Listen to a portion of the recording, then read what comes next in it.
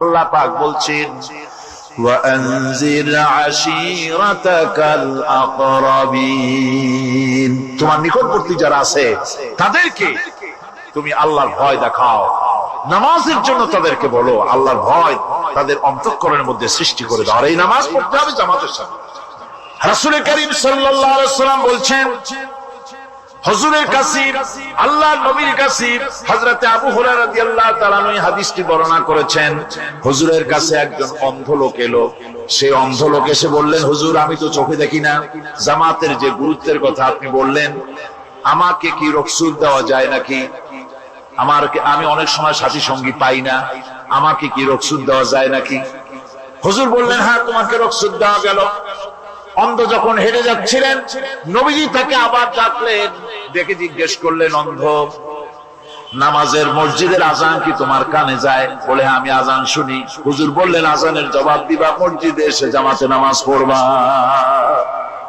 একজন অন্ধকে রুখসত দেওয়া হয় নাই।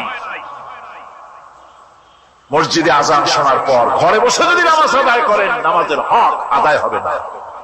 হুজুর সাল্লাল্লাহু আলাইহি ওয়াসাল্লাম বলেছেন, মসজিদে আজান হওয়ার পর যে ব্যক্তি ঘরে বসে নামাজ পড়ে, আমার ইচ্ছা হয় ঘরটা আগুন দিয়ে জ্বালায় দেয়। কে বলতেছেন? রাহমাতুল লিল আলামিন, রাহমাতুল লিল আলামিন বলতেছেন। ঘরের মধ্যে যদি মেয়ে লোক আর বাচ্চারা যদি না থাকতো, তাহলে আমার ইচ্ছা হয় আমি বলি আগুন দিয়ে ঘরটারে জ্বালায় দাও। এই ঘরের মহব্বতেই তো সে বাইর হয় না। নামাজের এত বড় গুরুত্ব দেওয়া হয়েছে। আমার বন্ধুগণ, এই নামাজের জামাতে আল্লাহ নবী জীবনের শেষ নামাজ জামাতে আদায় করেছেন। জীবনের শেষ নামাজটাও জামাতে আদায় করলেন। তখন তার এমন অবস্থা, এত অসুস্থ, দাঁড়াতে পারেন না, হাঁটতে পারেন না। দুইজন সাহাবীর কাঁধের উপরে ভর করে তারপরে বহু কষ্ট করে মসজিদে গিয়ে নামাজ আদায় করেছেন, খুতবা দিয়েছেন। বললেন, খুতবা দিতে গিয়ে বললেন, আজ থেকে মসজিদ নববীর চতুর্দিকের সকলের দরজা বন্ধ হয়ে যাবে, শুধু আবু বকরের দরজাটা খোলা থাকবে। আল্লাহ নবী বললেন, আল্লাহ রাব্বুল আলামিন এই পৃথিবীতে তার এক বান্দাকে জাগতিক সব সম্পদ দিতে চেয়েছিলেন, কিন্তু সে বান্দা সব জাগতিক সম্পদকে উপেক্ষা করে মাবুদের সঙ্গে দেখা করা বেশি জরুরি, বেশি পছন্দ মনে করেছেন। এতটুকুন কথা নবীজি বললেন, কেউ কিছু বুঝতো না। হযরতে আবু বকর রাদিয়াল্লাহু তাআলা আনহু হুজুরের এই কথা শুনে কাঁদতে কাঁদতে তিনি অস্থির হয়ে যাচ্ছেন। সাহাবীরা চিন্তা করলেন, হুজুর কান্না কার কথা বলেছেন, তাতে কান্নার কি আছে? বয়োবৃদ্ধ, জ্ঞান বৃদ্ধ হযরতে আবু বকর রাদিয়াল্লাহু তাআলা আনহু বুঝতে পেরেছেন, এই পৃথিবীর সব সম্পদ তো আল্লাহ হুজুরকেই দিতে চেয়েছিলেন। তিনি সমস্ত সম্পদকে উপেক্ষা করে তার মাবুদের সঙ্গে দেখা করার জন্য প্রস্তুতি নিয়েছেন। তার মানে হলো আল্লাহ নবী বিদায় হয়ে যাবেন, আমরা নবী থেকে এতিম হয়ে যাব। নবীজি ঘরের মধ্যে প্রবেশ করলেন, প্রচন্ড জ্বর এলো। এই প্রচন্ড জ্বর নিয়ে তিনি শুয়ে আছেন, কখনো বেহুশ কখনো হুশ। এর মধ্যে সারা জান হয়ে গেল। সাহাবীরা বহুক্ষণ অপেক্ষা করে হযরত আবু বকরের ইমামতিতে নামাজ শুরু করলেন। হুজুরের হুশ এলো, প্রশ্ন করলেন, আয়েশা রে এখন কোন সময়? হযরত আয়েশা বলেন, ইয়া রাসূলুল্লাহ, মসজিদে নববীতে নামাজ শুরু হয়ে গেছে। সাহাবীরা অনেকক্ষণ অপেক্ষা করে আমার বাবার ইমামতিতে নামাজ পড়তেছে সবাই, কিন্তু সাহাবীরা কেঁদে কেঁদে নামাজের মধ্যেই কাঁদতে কাঁদতে অস্থির হয়ে যাচ্ছে। তাদের মনের ধারণা হয়েছে নবীজির পেছনে নামাজ পড়ার কিসমত থেকে তারা মাহরুম হয়ে গেল। নবীজি বলেন, আয়েশা দরজা খুলে দাও আর আমার মাথাটা একটু উঁচু করে ধরো, আমি একটু নামাজের দৃশ্যটা দেখি। দরজা খুলে দেওয়া হলো, নবীজির মাথা উঁচু করে ধরা হলো। নামাজের জামাতের দৃশ্য দেখে নবীজি আবার শুয়ে পড়লেন। হযরত আয়েশা লক্ষ্য করে দেখেন নবীজির দুই চোখের কোনা দিয়া পানি পড়তেছে। মা আয়েশা জিজ্ঞেস করেন, ইয়া রাসূলুল্লাহ, নামাজের দৃশ্য দেখে চোখে কেন পানি এলো? হুজুর বলেন আয়েশা রে, এটা কোনো দুঃখের পানি নয়, এটা তৃপ্তির পানি।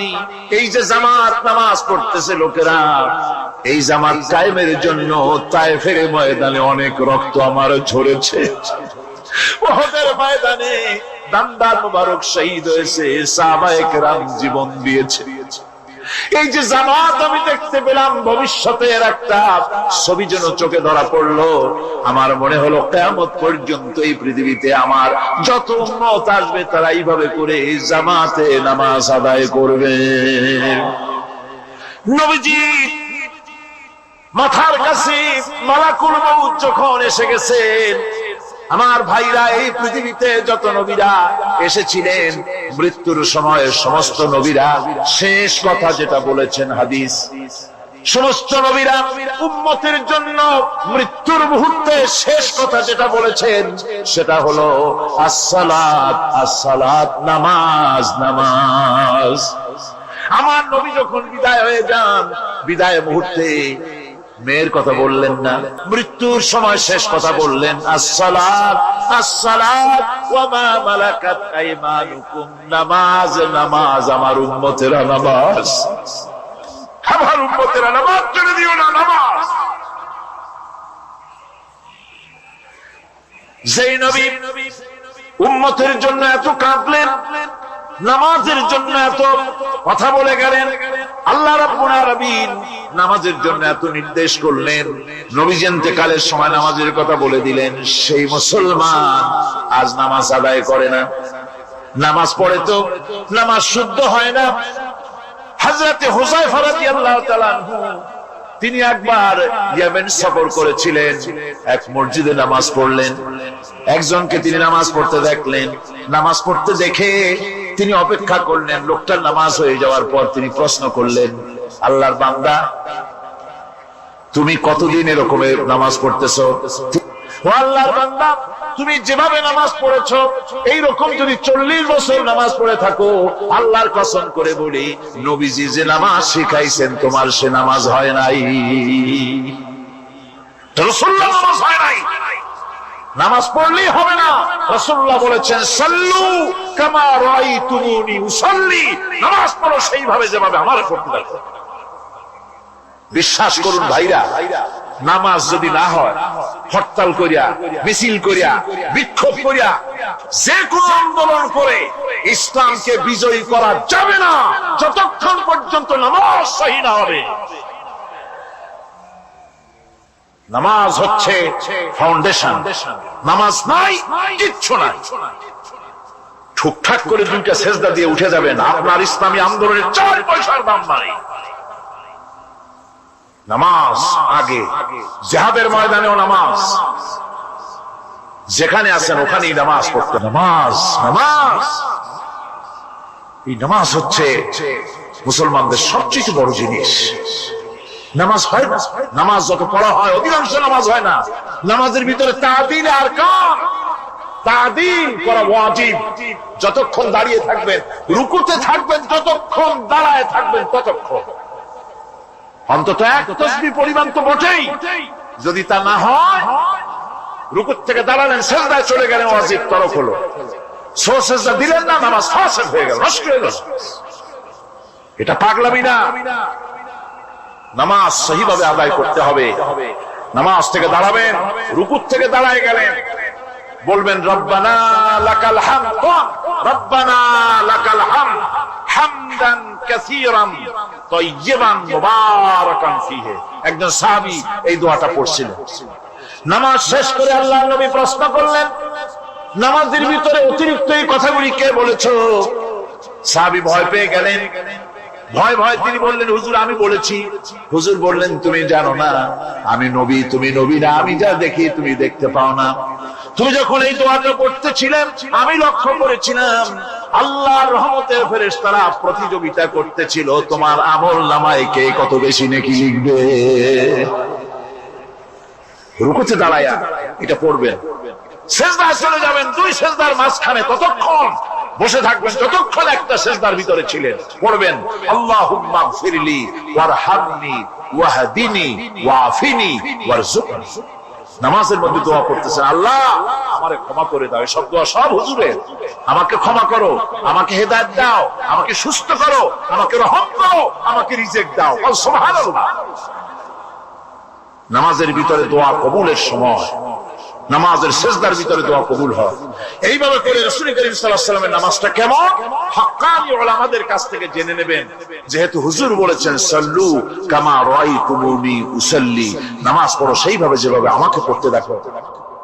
হুজুর সাল্লাল্লাহু আলাইহি ওয়াসাল্লাম ফতহ মক্কার দিনে সকলকে ক্ষমা করে দিয়েছিলেন, কিন্তু 5 জন নারী আর 6 জন পুরুষ সম্পর্কে বলেছিলেন এদেরকে যেখানে পাও সেখানে হত্যা। এর মধ্যে ওয়াসি বুঝতে পেরেছি মুহাম্মদ সাল্লাল্লাহু আলাইহি ওয়াসাল্লাম আল্লাহর রহমত, করুণার নবী, দয়ার নবী, তার কাছে যদি আমি যেতে পারি তাহলে তিনি আমার সম্পর্কে, যদি তার সামনে যেতে পারি তাহলে তার কঠোর মনোভাব আমার প্রতি নরম হয়ে যাবে। এই মনে করে সাহাবায়ে কেরামদের চোখ এড়ায়া তিনি হুজুরের সামনে গিয়ে হাজির হয়ে গেলেন। হুজুর তাকে দেখি বললেন, তোমার নাম না ওয়াসি? তিনি বললেন, হ্যাঁ আমার নাম ওয়াসি। হুজুর বললেন, তুমি আমার চাচাকে শহীদ করেছো? ওয়াসি বললেন, জাহালাতের কারণে তা করেছি। হুজুর বললেন, কেমনে শহীদ করেছো আমার চাচাকে, আমার একটু শোনাও। ওয়াসি বলতে লাগলেন, আমি বল্লম দিয়ে হযরতে হামজার শরীরকে এফোড় ওপড় করে দিয়েছি, তারপরে তার বুকের ভিতর থেকে কলিজাটা আমি হাতে দিয়ে দিয়েছি হেন্দাই কলেজা আছে। রাসূল পাক সাল্লাল্লাহু আলাইহি ওয়াসাল্লাম হাদিস শরীফে এসেছে, ওয়াসির বর্ণনা যখন তিনি শুনতেছিলেন রাসূলের চোখ থেকে তখন পানি পড়ে দাড়ি মোবারক ভিজে ভিজে পড়তেছিল।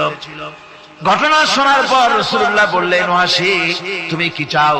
ওয়াসি বললেন, আমি ইসলাম কবুল করতে চাই। হুজুর তাকে মুসলমান বানালেন। বললেন, তুমি মুসলমান হলে কিন্তু সব সময় তুমি আমার সামনে আসবে না, তার কারণ তোমাকে দেখলে পরে আমার মনের ভিতরে আমার চাচার কথা মনে উঠে যাবে। আমি আমার আব্বাকে পাই নাই, আব্বার স্নেহ যত্ন আমার কিসমতে তেমন হয় নাই। আমার চাচা হামজা আমাকে পিতার মতো করে আমাকে স্নেহ করেছে, তোমাকে দেখলে পরে তার কথা মনে পড়বে, সুতরাং তুমি সবসময় আমার সামনে আসবে না।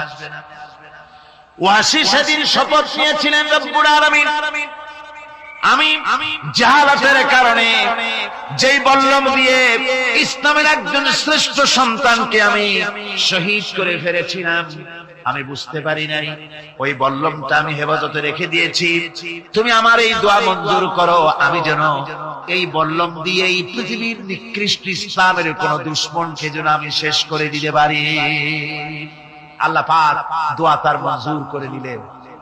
মুসাইলামা কাযযাবের বিরুদ্ধে হযরত আবু বকর সিদ্দিক রাদিয়াল্লাহু তাআলা আনহু যে বাহিনী পাঠালেন, হযরত ওয়াসি সেই বাহিনীর মধ্যে ছিলেন। আর তিনি সেই বল্লমটা দিয়ে, যে বল্লম দিয়ে তিনি হযরত হামজাকে শহীদ করেছিলেন, সেই বল্লমটা দিয়েই ইসলামের নিকৃষ্ট শত্রু মুসাইলামা কাযযাবকে দুনিয়া থেকে তিনি বিদায় করে দিলেন। আমার ভাইরা, রাসূল পাক সাল্লাল্লাহু আলাইহি সাল্লামের ইন্তেকালের পর এ পর্যন্ত নবুয়তের যারা দাবি করেছে, এক হিসাবে জানা গেছে 28 জন দাবি করা হয়ে গেছে। রাসূল বলেছেন, আমার পরে 30 জন মিথ্যাবাদী নবুয়তের দাবি করবে। কতজন করবে? হয়ে গেছে, বাকি আছে কত? এর মধ্যে গোলাম আহমদ একজন। গোলাম আহমদ দাবি করল যে আমি নবী। তার অনেকগুলি বই কিতাব সে লিখল। বইয়ের মধ্যে এক জায়গায় সে লিখেছে, তার বইয়ে এক জায়গায় লিখেছে যে আমি স্বপ্নে দেখলাম আল্লাহ আমার সামনে উপস্থিত। আল্লাহ আমার সামনে এসেছেন পুরুষের আকৃতিতে, আর আমি তখন স্বপ্নের ভিতরে আমি নিজেকে একজন নারীর মতোই মনে করলাম। স্বপ্নের ভেতরেই আল্লাহ পাক পুরুষ হিসাবে আমাকে ব্যবহার করলেন।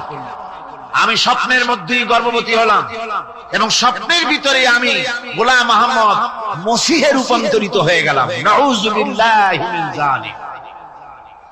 গোলাম আহমদ বলছে, আল্লাহ পাক ওহীর মাধ্যমে আমাকে জানিয়েছেন, আল্লাহ আমাকে বলেছেন, গোলাম আহমদ তুমি হচ্ছ আমার সন্তান তুল্য। নাউযুবিল্লাহি মিন যালিক। এইভাবে অসংখ্য মিথ্যে কথা দিয়ে বইপত্র রচনা করেছে। লোকেরা তার কাছে নবুয়তের প্রমাণ চেয়েছে। আসলে শরীয়তের বিধান হচ্ছে হুজুরের পরে যদি কেউ নবুয়তের দাবি করে তাহলে তাকে সে নবী কিনা এর কোনো প্রমাণ তার কাছে চাওয়া জায়েজ নাই। যেহেতু প্রমাণ চাইতে গেলে বোঝা যায়, সন্দেহ হয় কিছুটা প্রমাণ দিতে পারলে তাহলে সে নবী হবে। কথা বুঝতে পেরেছেন? এই জন্য রাসূলের পরে যদি কেউ নবুয়তের দাবি করে তাহলে তার কাছে নবুয়তের দাবির কোনো প্রমাণও চাওয়া যাইবে না। বিনা প্রমাণে রাসূলের পরে নবুয়তের দাবি যেই করবে সে কি হবে? জোরে বলেন কি হবে? কাফের হয়ে যাবে। দুনিয়ার সমস্ত উলামা, সমস্ত মুহাদ্দিস, সমস্ত মুফাসসির, দুনিয়ার সমস্ত মুফতি সব একমত, কোনো দ্বিমত নাই, গোলাম মোহাম্মদ কাদিয়ানী কাফের। তার অনুসারীরাও তার জামানায় মাওলানা আতাউল্লাহ শাহ বুখারী রাহমাতুল্লাহ আলাইহি তার সঙ্গে একটা বহস হলো। যেহেতু গোলাম মোহাম্মদ বলেছিল যে আমার এই 40 দিনের মধ্যে কেউ প্রতিবাদ করুক যেগুলি আমার ওহী নয়। হযরতে মাওলানা আতাউল্লাহ শাহ বুখারী রাহমাতুল্লাহ আলাইহি সেই যুগের একজন শ্রেষ্ঠ আলিম, তিনি বললেন আমি তোমার কাছে কোনো প্রমাণ চাই না তুমি নবী কিনা। আমি জানি তুমি মিথ্যাবাদী, তবে তোমাকে বলতে হবে তুমি এই শক্তি কোথায় পেলে। গোলাম মোহাম্মদ বলল কোরআন শরীফই আছে আমার এই শক্তির উৎস। কোথায়? বলল যে এই যে আয়াতটা আমি আপনাদের সামনে তেলাওয়াত করেছি, ঈসা আলাইহিস সালামের ওই কথাই গোলাম মোহাম্মদ বলল যে হযরত ঈসা আমার সম্পর্কে বলেছেন ইয়াতি মিন বাদ ইসমুহু আহমদ, আমার পরে একজন নবী আসবেন, রাসূল আসবেন, তার নাম হবে আহমদ, আমি সেই আহমদ। মাওলানা আতাউল্লাহ বুখারী বলছেন তোমার নাম তো আহমদ না, তোমার নাম হচ্ছে গোলাম আহমদ। তার অর্থ হলো হযরত ঈসা আলাইহিস সালাম যে আহমদের কথা বলেছেন তুমি সেই আহমদের গোলাম।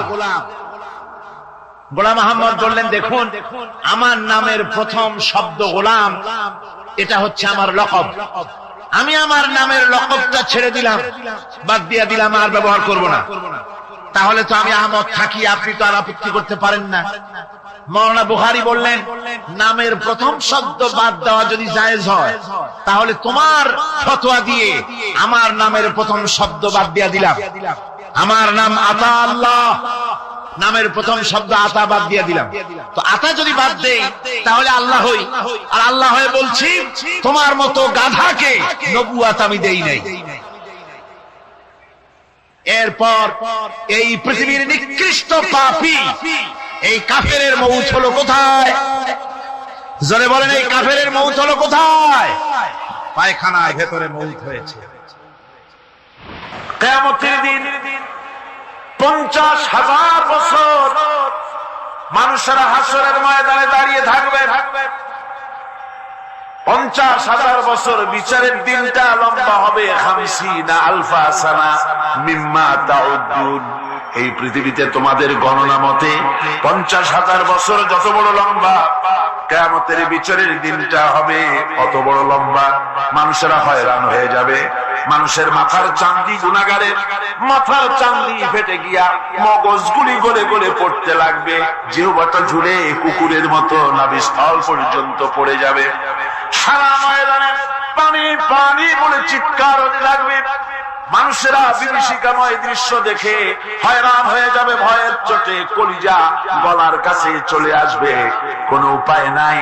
মানুষেরা হয়রান হয়ে গিয়ে হযরত আদম আলাইহিস সালামের কাছে যাবেন, আল্লাহর কাছে একটু সুপারিশ করেন আমাদের বিচার হয়ে যাক। হযরত আদম বলবেন আমার দ্বারা সম্ভব নয়, আমি নিজে আল্লাহর হুকুমকে ভঙ্গ করেছিলাম, জানি না আল্লাহ রাব্বুল আলামিন আমার সাথে আজকে কি ব্যবহার করেন। মিয়া সাহেব মাথা খাটা, বুদ্ধি খাটা, চিন্তা করেন আকল দিয়ে, বিবেক দিয়ে। আবাল ভাষা আদম আলাইহিস সালাম আল্লাহর দরবারে কথা বলতে সাহস পাবেন না। বলবেন নূহের কাছে যাও, নূহ আলাইহিস সালাম বলবেন আমি পারবো না। ইব্রাহিমের কাছে চলে যাও, ইব্রাহিম আলাইহিস সালাম বলবেন আমিও পারবো না, সকলে এক এক অজুহাত দিবেন। বলবেন যাও মুসা আলাইহিস সালামের কাছে, তিনি বলবেন আমিও পারবো না। যাও ঈসা আলাইহিস সালামের কাছে, হযরত ঈসা বলবেন আমি তো পারবোই না, কারণ গোটা পৃথিবীর শত শত কোটি নাসারা আমারে আল্লাহর ছেলে বলেছে, আমি তো তাদেরকে কথা বলতে পারি নাই। জানি না আজই হাসরের ময়দানে আল্লাহ রাব্বুল আলামিন আমার সাথে কি ব্যবহার করেন। তবে আমি একটা পরামর্শ দিতে পারি, আল্লাহ রাব্বুল আলামিনের দরবারে আজকে কেবল কথা বলতে পারবেন বিশ্ব নবী জনাবে মুহাম্মদুর রাসূলুল্লাহ সাল্লাল্লাহু আলাইহি ওয়াসাল্লাম। হাসরবাসীরা তার কাছে যাবেন, নবীজি মাকামে মাহমুদে আল্লাহর দরবারে সিজদায় পড়ে যাবেন। এই সিজদায় কত কাল চলে যাবে আল্লাহ পাক ভালো জানেন। সিজদায় পড়ে শুধু কাঁদতেই থাকবেন। রব্বুল আলামিন বলবেন হাবিব মাথা উঠান, আপনার দরখাস্ত আমি আল্লাহ রব্বুল আলামিন মঞ্জুর করে নেব। সুবহানাল্লাহ।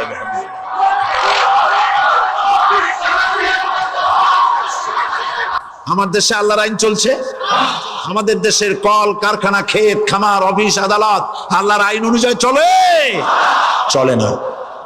বরং আল্লাহর আইনকে মুছে ফেলার জন্য, নিজেদের আইন সৃষ্টি করার জন্য প্রচেষ্টা চালানো হচ্ছে।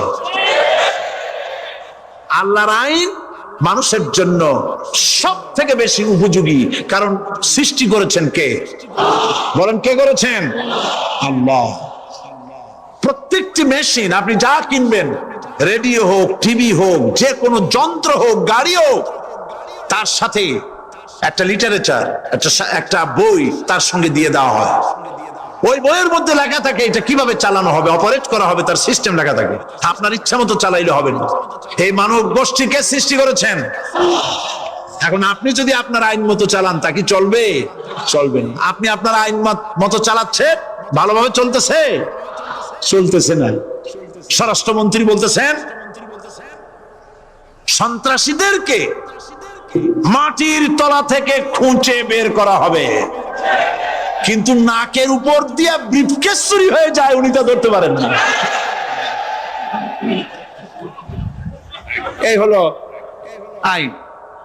অনাবরত খুন হচ্ছে, অনাবরত সন্ত্রাসী তৎপরতা চলছে, আর ওনারা বলছেন আগের থেকে এগুলি চলে আসছে, একজনের খুনের বিচার না হইলে এরকম খুন তো হইতেই থাকবে। তাহলে খুনকে, হত্যাকে, সন্ত্রাসকে সরকার জাস্টিফাইড করছেন। নাউযুবিল্লাহি মিন যালিক। এই জন্য আইন হতে হবে আল্লাহর। আইন হতে হবে কার? চিল্লায় বলেন আল্লাহ পাকের আইন হতে হবে। আমি একদিন পার্লামেন্টে বলেছিলাম, আমার দেশের নেতা নেত্রীরা বারবার হজ করতে যান, উমরা করতে যান, সেখান থেকে আসার সময় কি আনেন? আতর, পাথর, সুরমা আর কুরমা, এই কিছু নিয়ে আসলেন। কিন্তু আমি বলেছি আপনারা কি কিছু চোখে দেখেন না? পার্লামেন্টে এইভাবে বক্তৃতা করেছে, কিছু চোখে দেখেন না? আমি প্রশ্ন করে আমি আবার জবাব দিচ্ছি, আপনারা যারা হজ করতে যান, উমরা করতে যান, হজের কথাই ধরে, এই হজ করতে যখন যান তখন মুজদালিফায় একটা রাত কাটাইতে হয়। সেটা কোন দিন? ইয়ৌমে আরাফার পরের দিন। এই মাঠে দালান কোঠা আছে, এখানে বেড়া আছে, শামিয়ানা আছে, পর্দা আছে, তাবু আছে, কিচ্ছু নাই। লক্ষ লক্ষ নারী আর পুরুষ পাশাপাশি শুয়ে থাকে, তাও সুবহানাল্লাহ কইতে ইচ্ছা করে না। সারা রাত জনে জনে পুলিশ পাহারাদার নাই। কিরকম মেয়ে এলো, চাঁদের সৌন্দর্য হার মানায় দিতে পারে এরকম সুন্দরী, এরকম সুন্দরী নারী, সুদর্শন পুরুষ পাশাপাশি রাস্তার ধারে মরুভূমির ভিতরে সারা রাত কাটাচ্ছে। ইয়ৌমে আরাফার পরের রাতটা একটা রাত পুরা। এভাবে চলতেছে বছরের পর বছর, শতাব্দীর পর শতাব্দী, সহস্রাব্দীর পরে সহস্রাব্দী। আমি প্রশ্ন করি, পৃথিবীর ইতিহাসে কেউ কি এমন কথা বলতে পেরেছে, লিখতে পেরেছে যে মুজদালিফার রাতে সেখান থেকে 10টা নারী হাইজ্যাক হয়েছে, 5টা নারী লাঞ্ছিত হয়েছে, বলতে পারবে? গভীর রাত্রে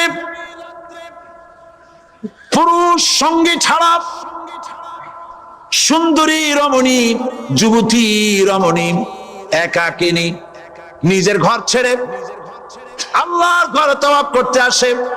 তাওয়াফ সেরে তাহাজ্জুদের নামাজ পড়ে আল্লাহর কাছে মোনাজাত করে একা একা হাজার হাজার লাখো পুরুষের ভিতর থেকে আপন ঘরে ফিরে যায়। কারো বাবার হিম্মত নাই একবার তাকায় সে তো রূপ উপভোগ করার জন্য আবার তাকায়, অথবা তার আঁচল ধরে টান মারে। আছে ইতিহাস, কথা কন না কেন? সুন্দরী একটা মাইয়া মক্কা থেকে মদিনা থেকে পাওয়া যায় না, 15 দিন হয়ে গেছে। হয়েছে কখনো? এবার জবাব দেন, কেন হয় না? কেন হয় না? আমার দেশের মেয়েরা রাস্তা দিয়ে হাঁটতে পারে না। হাই স্কুল মেয়েদের, হাই স্কুল মেয়েদের কলেজ যখন ছুটি হয়, তথাকথিত সোনার ছেলেরা গেটের সামনে এতিমের মতো কাড়ায় থাকে। অনবরত হাইজ্যাক হচ্ছে, ধর্ষণের সেঞ্চুরি হচ্ছে। আর ওখানে হয় না কেন? ওখানে হয় না এই কারণে, এই কোরআনের আইন আল্লাহ রাব্বুল আলামিন যে আইন দিয়েছেন, ওখানে আইন বলবৎ আছে। আছে নাকি? আছে কিনা? কোন পুরুষ কোন নারীকে ধর্ষণ করেছে যদি প্রমাণিত হয়, সে যদি ফাহাদের ছেলে হয় আর ফাহাদের মেয়ে হয়, কোরআনের শাস্তি হলো পাথর মেরে উড়াইয়া দাও। তাকে জানিয়ে দেওয়া হবে রেডিও টিভির মাধ্যমে, জিনাকারের ব্যভিচারীর শাস্তি হবে। চতুর্দিকে হাজারো লোকেরা দাঁড়াবে, হাতে পাথর নিয়ে পাথর মেরে তাকে তার গোশত হাড্ডি বাতাসের সাথে উড়ায় দেবে। একজন মানুষ আর একজন মানুষকে খুন করলো, এই আসামি ধরা পড়ে গেল, কোরআনের শাস্তি হলো যখন ধরা পড়বে প্রমাণিত হবে, যেমন ভাবে হত্যা করেছে পরেও হত্যা করো। এই দৃশ্য, এই আইন যদি বাংলাদেশে যদি এই আইন চালু হয়ে যেত, খুনের আসামি ধরা পড়েছে, জেনার আসামি, প্রকাশ্য ময়দানে এলো, সাক্ষী প্রমাণে কোর্টে প্রমাণিত হলো সত্যি সে খুনি। এই বিশাল আউটার স্টেডিয়ামের মাঝখানে খুনি কি দাঁড় করাও, চতুর্দিকে হাজারো লাখো মানুষ থাকুক, রেডিও টিভির ক্যামেরা কার্যকর হবে, পত্র পত্রিকার সাংবাদিকরা আসবে, তরবারির আঘাতে খুনি দাও, দেহটা নিঃসার হয়ে জমিনে পড়ে যাবে। এই দৃশ্য যারা দেখবে সচক্ষে, রেডিওতে, পত্র পত্রিকায়, আর 1 বছরের ভেতরে খুন করার হিম্মত কারো কলিজায় উঠবে? জেনাকারের পাথর শাস্তি যদি চোখে কেউ দেখে, জেনা করার পুলক আর জাগবে? এটা নাম আল্লাহর আইন। এই আইন কার? এই আইন কার? এই আইন যতদিন পর্যন্ত বাংলার মানুষের, মুসলমানদের উপরে কার্যকরী না হচ্ছে, এই দেশে কার্যকরী না হবে, ততদিন পর্যন্ত হত্যা, ধর্ষণ, খুন বন্ধ হবে না। বন্ধ হবে? সুতরাং এই আইন হচ্ছে কার? আরো জোরে বলে, আল্লাহ রাব্বুল আলামিন। মহান আল্লাহ রাব্বুল আলামিনের এই আইন অনুযায়ী যদি দেশ চলে, মানুষ শান্তি পাবে, চুরি বন্ধ হবে, ডাকাতি বন্ধ হবে, জেনা বন্ধ হবে, হত্যা ধর্ষণ বন্ধ হয়ে যাবে। নবীজি এমন একটি আইন চালু করে দিয়ে, কোরআনের বিধান চালু করে দিয়ে এমন একটা সমাজ চালু করেছিলেন, যেই সমাজ সম্পর্কে হুজুর নিজে বলেছেন, খায়রুল কুরুনে কারনি, সর্বশ্রেষ্ঠ যুগ হলো কার যুগ? আমার যুগ। সুবহানাল্লাহ বলেন। রাসূলের যুগ হলো সর্বশ্রেষ্ঠ যুগ। সেই কোরআন, সেই হাদিস আজও আছে না নাই?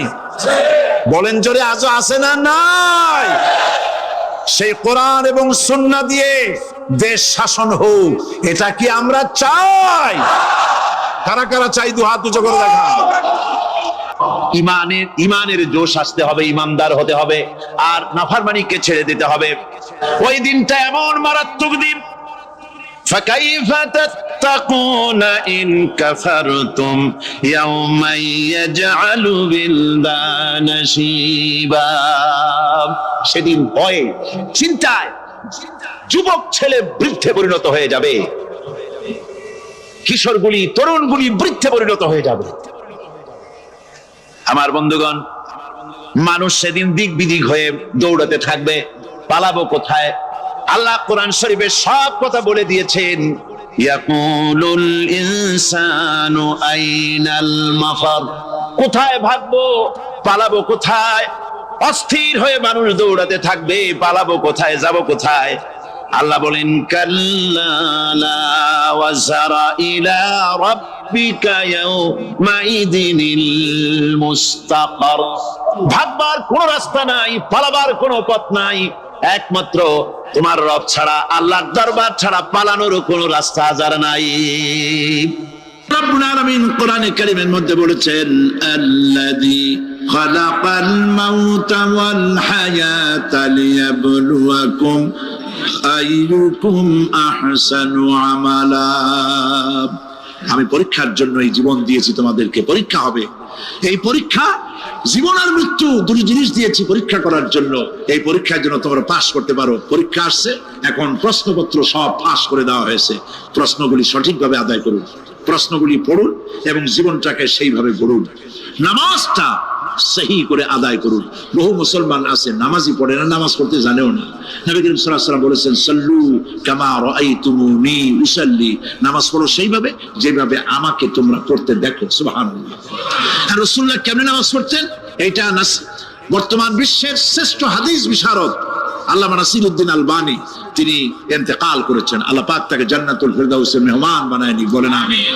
তার লেখা বই আছে রাসূলুল্লাহ সাল্লাল্লাহু আলাইহি ওয়াসাল্লামের নামাজ, বইয়ের নাম রাসূলুল্লাহ সাল্লাল্লাহু আলাইহি ওয়াসাল্লামের নামাজ, ছোট্ট একটা বই।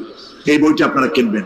এই বইটা যেভাবে লেখা আছে নামাজ সেইভাবে পড়বেন। নামাজ রাসূল করিম ঠিক যেভাবে পড়েছেন ওইভাবেই লেখা আছে। আপনি আন্দাজে পড়লে হবে না, টুকটুক টাকটুক করে কয়েকটা সেজদা দিলেই হবে না। তা দিলে আর কাম, একটা সেজদা থেকে আরেকটা সেজদার মাঝখানে সময় দিতে হবে, রুকু থেকে দাঁড়ায় সময় দিতে হবে, ধীরে ধীরে নামাজ পড়তে হবে। অথচ আমরা নামাজ পড়ি সব থেকে ব্যস্ততার সাথে, দ্রুত, রকেট সার্ভিস। কোরআন শরীফের ভিতরে নামাজের গুরুত্ব সর্বাধিক দেওয়া হয়েছে। নামাজের কথা কয়বার বলা হয়েছে? ৮২ বার। ৮২ বার আল্লাহ পাক বলেছেন নামাজ আদায় করো, ৮২ বার বলেছেন। আর নবীজি বলেছেন লা দীনা লিমান লা সালাতা লাহু, যার কাছে নামাজ নাই তার কাছে দ্বীন বলে কোনো জিনিস নাই। মান তারাকা সালাতান মুতাআম্মিদান ফাকাদ কাফারা, ইচ্ছে করে যে ব্যক্তি নামাজ ছেড়ে দিল কাফের হয়ে গেল, বলেন নাউজুবিল্লাহ। কিয়ামতের দিন বুখারী শরীফের হাদিস, আল্লাহ পাকের নবী বলেছেন কিয়ামতের দিন সর্বপ্রথম আল্লাহ জিজ্ঞেস করবেন বান্দা নামাজ পড়ছো কিনা। প্রথম প্রশ্ন কি বলেন? প্রথম প্রশ্ন কি? যার নামাজ কবুল তার সমস্ত নেক আমল মঞ্জুর, যার নামাজ কবুল হবে না কোনোটাই মঞ্জুর হবে না। কথা বুঝতে পেরেছেন? নামাজ সঠিকভাবে আদায় করতে হবে। নবী করিম সাল্লাল্লাহু আলাইহি ওয়াসাল্লাম ইন্তেকালের ৫ দিন আগে থেকে জ্বরাক্রান্ত হলেন, রোগাক্রান্ত হলেন, জ্বরে আর মাথার যন্ত্রণায় অস্থির হয়ে যেতে লাগলেন, বেহুশ হন আবার হুশ হন। যেদিন তিনি ইন্তেকাল করবেন তার আগের দিনেও তিনি জোহরের নামাজ পড়ার জন্য সাহাবীদের কাঁধের উপরে ভর দিয়ে নামাজ পড়তে গেছেন।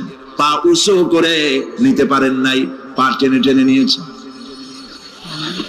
তিনি সেখানে খুতবা দিলেন, বললেন ও আমার উম্মতেরা, এই পৃথিবীতে আল্লাহ রাব্বুল আলামিন তার এক বান্দাকে পৃথিবীর সব জাগতিক সম্পদ দিতে চেয়েছিলেন, কিন্তু সেই বান্দা সব জাগতিক সম্পদকে উপেক্ষা করে আল্লাহর সঙ্গে দিদার করা বেশি পছন্দ করেছেন। কেউ কিছুই বুঝলো না। হযরত আবু বকর রাদিয়াল্লাহু তাআলা আনহু খুব কাঁদতে লাগলেন। তিনি বুঝতে পেরেছেন যে এই পৃথিবীতে সমস্ত সম্পদ দিতে চেয়েছিলেন আল্লাহ যাকে, তার নাম বিশ্ব নবী। তিনি সবগুলি উপেক্ষা করে আল্লাহর সঙ্গে দিদার করা বেশি পছন্দ করেছেন।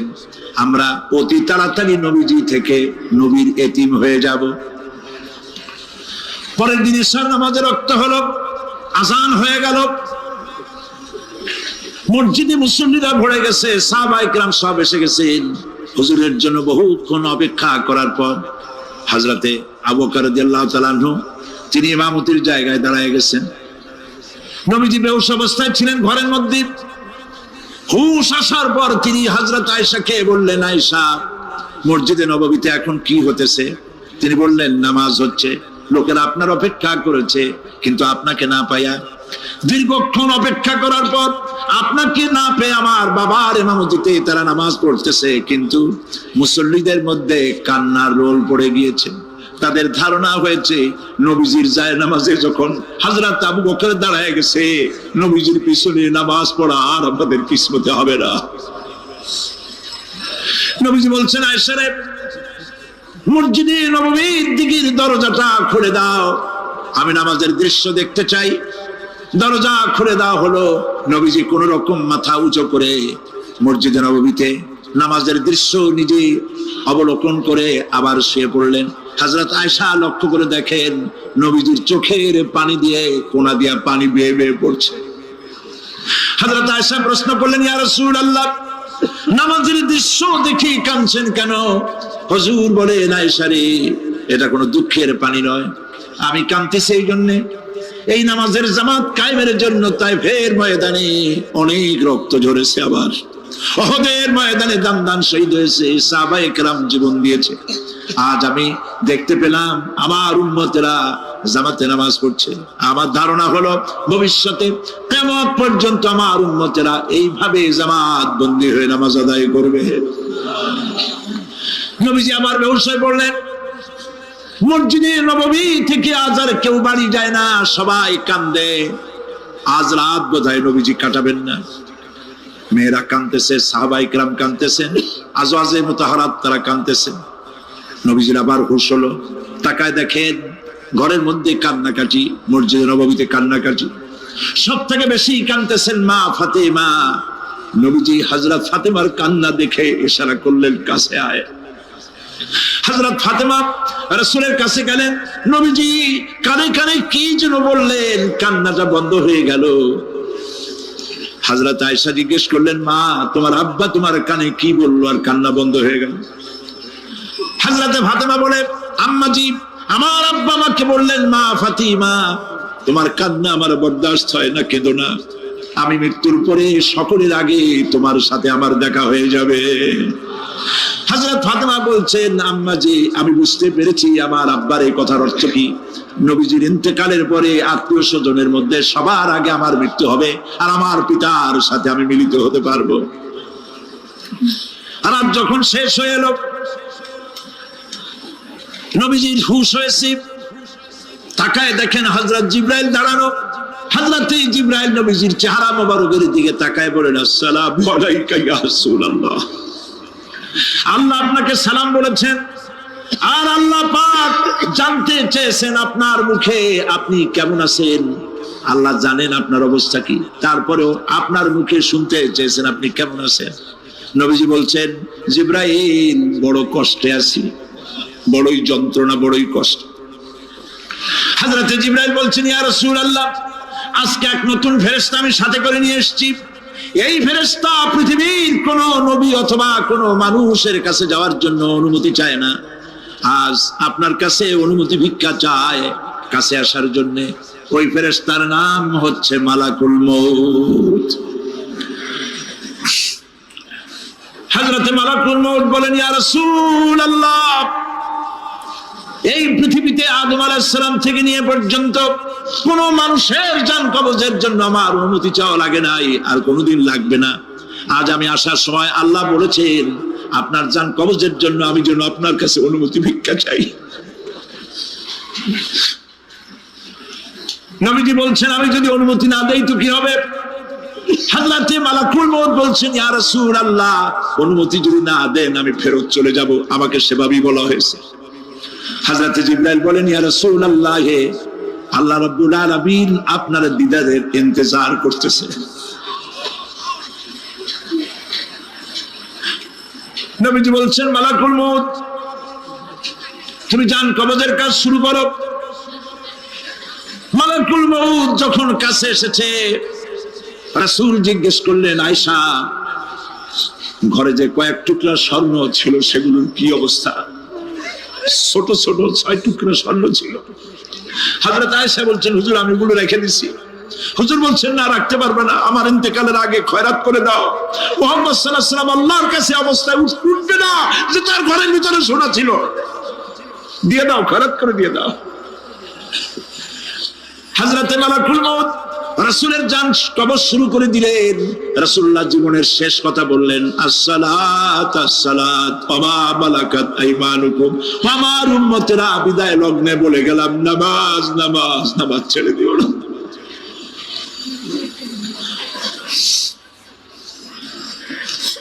প্রিয় ভাইরা, নবী করিম সাল্লাল্লাহু আলাইহি ওয়াসাল্লাম জীবনের শেষ কথা বলে গেছেন নামাজ। সেই নামাজে আমাদের যত সব অবহেলা, স্ত্রীকে নামাজ পড়ান, বউকে নামাজ পড়ান, ছেলে মেয়েকে নামাজ পড়ান। দোকানদার ভাইরা যখন আজান হয়ে যাবে দোকান বন্ধ করে দেন, আপনি আপনার কর্মচারীরা নামাজ পড়তে যান।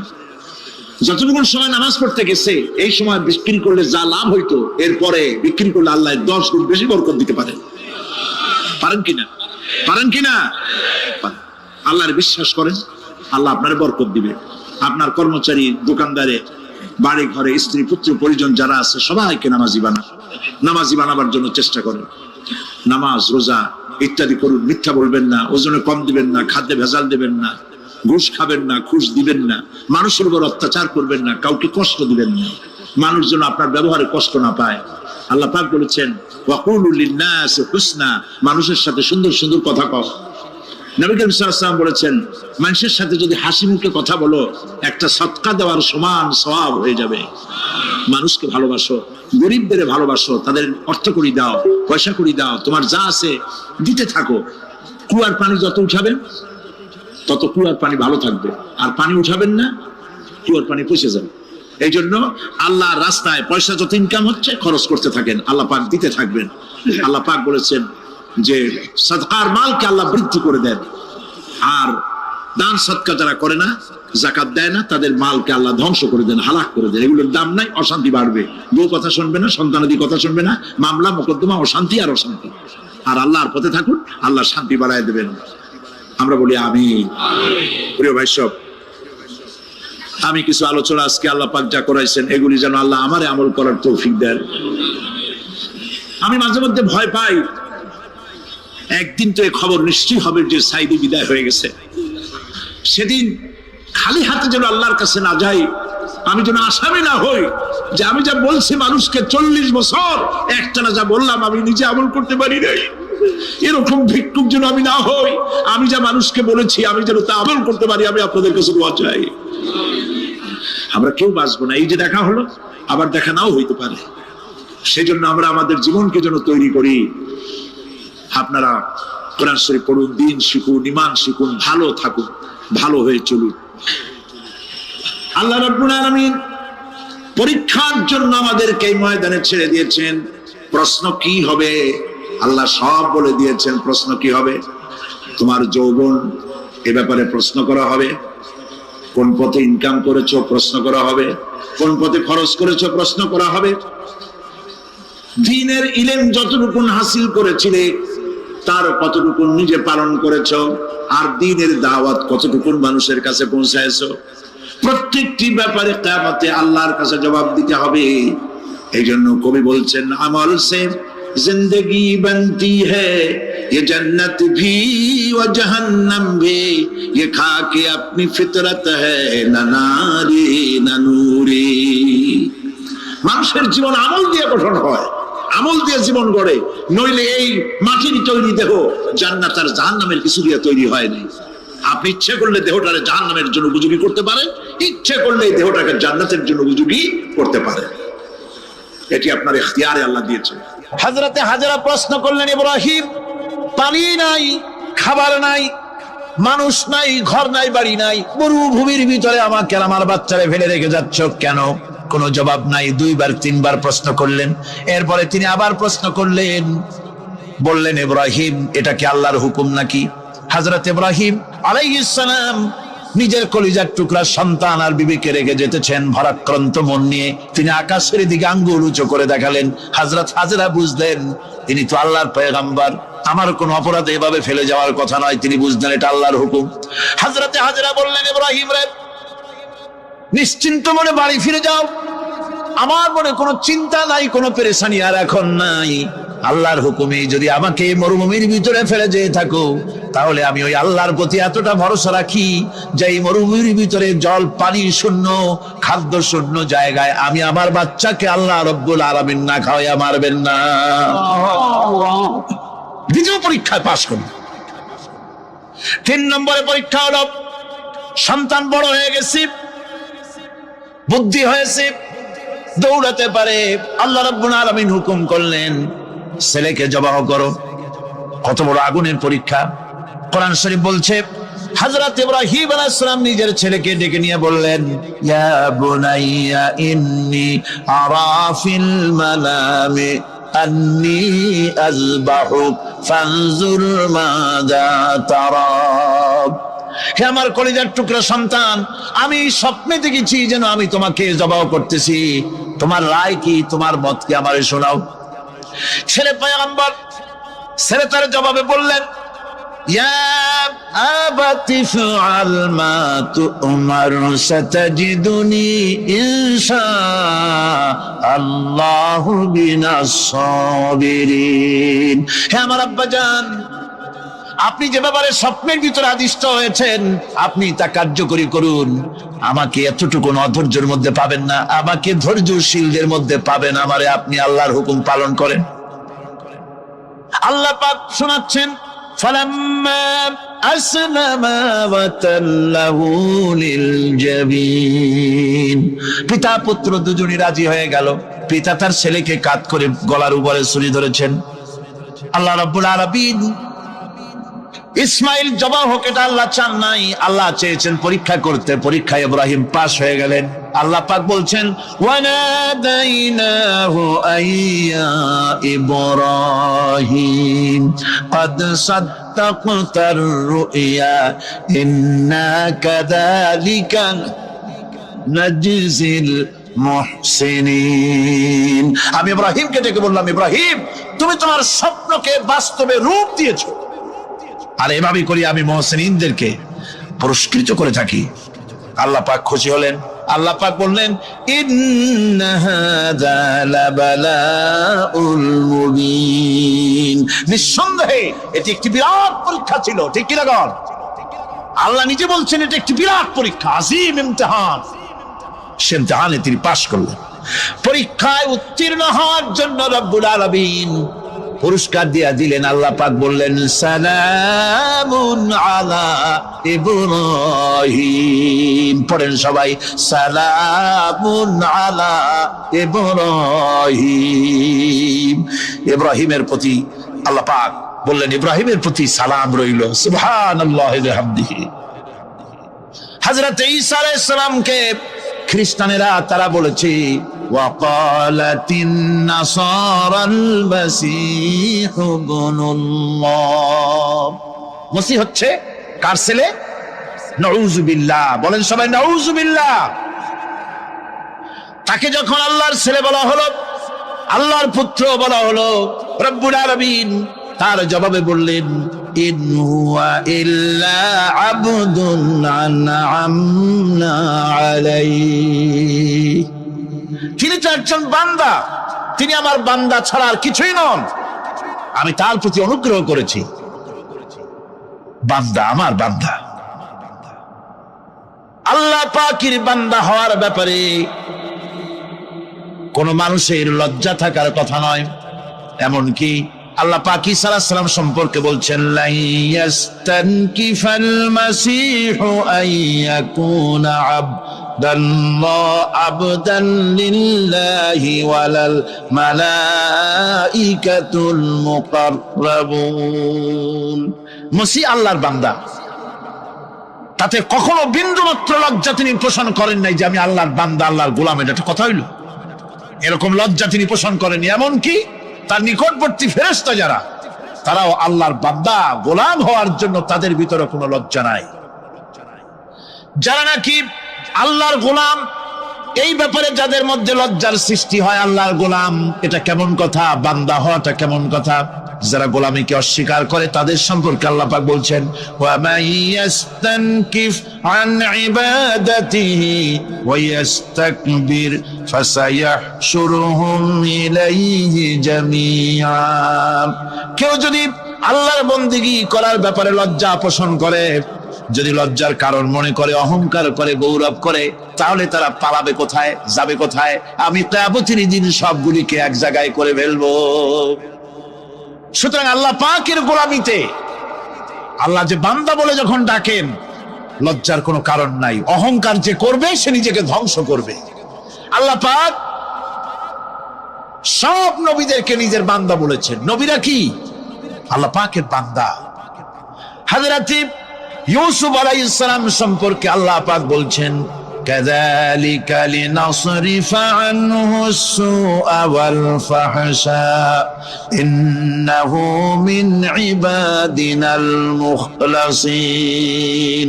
এরূপই ঘটলো যাতে আমি ইউসুফ আলাইহিস সালামকে, আমার বান্দা, তাকে আমি নির্লজ্জতা ইত্যাদি থেকে আমি রক্ষা করেছি। নিশ্চয়ই হযরত ইউসুফ ছিল আল্লাহ পাকের বান্দা, আল্লাহ পাকের আব্দ।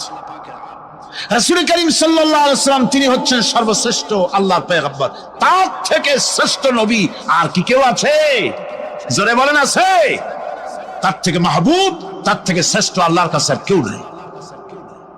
সেই নবীকে আল্লাহ রাব্বুল আলামিন কোরআনে কারীমের ভিতরে তাকে আব্দ বলেছেন। কি বলেছেন? অনেকগুলি আয়াত আছে যে আয়াতের ভিতরে আল্লাহ পাক তার নাম নেন নাই, নবী বলেন নাই, রাসূল বলেন নাই, শুধু বলেছেন আব্দ। যেমন ফাআওহা ইলা আবদিহি মা আওহা, অতঃপর তার বান্দার নিকট যা ওহী করার ছিল তা তিনি করলেন। সেই বান্দাকে মুহাম্মদ সাল্লাল্লাহু আলাইহি ওয়াসাল্লাম। অন্য আয়াতে আল্লাহ পাক বলছেন, وأنه لما قام عبد الله يدعوه كادوا يكونون عليه لبدا। আর এই আল্লাহর বান্দা যখন নামাজ পড়তে দাঁড়িয়ে গেল, আল্লাহকে ডাকার জন্য যখন দাঁড়ালো, তখন লোকেরা তার উপরে ঝাঁপিয়ে পড়লো। ঝাঁপিয়ে পড়ার জন্য প্রস্তুতি গ্রহণ করলো। এখানে আব বলা হয়েছে কাকে?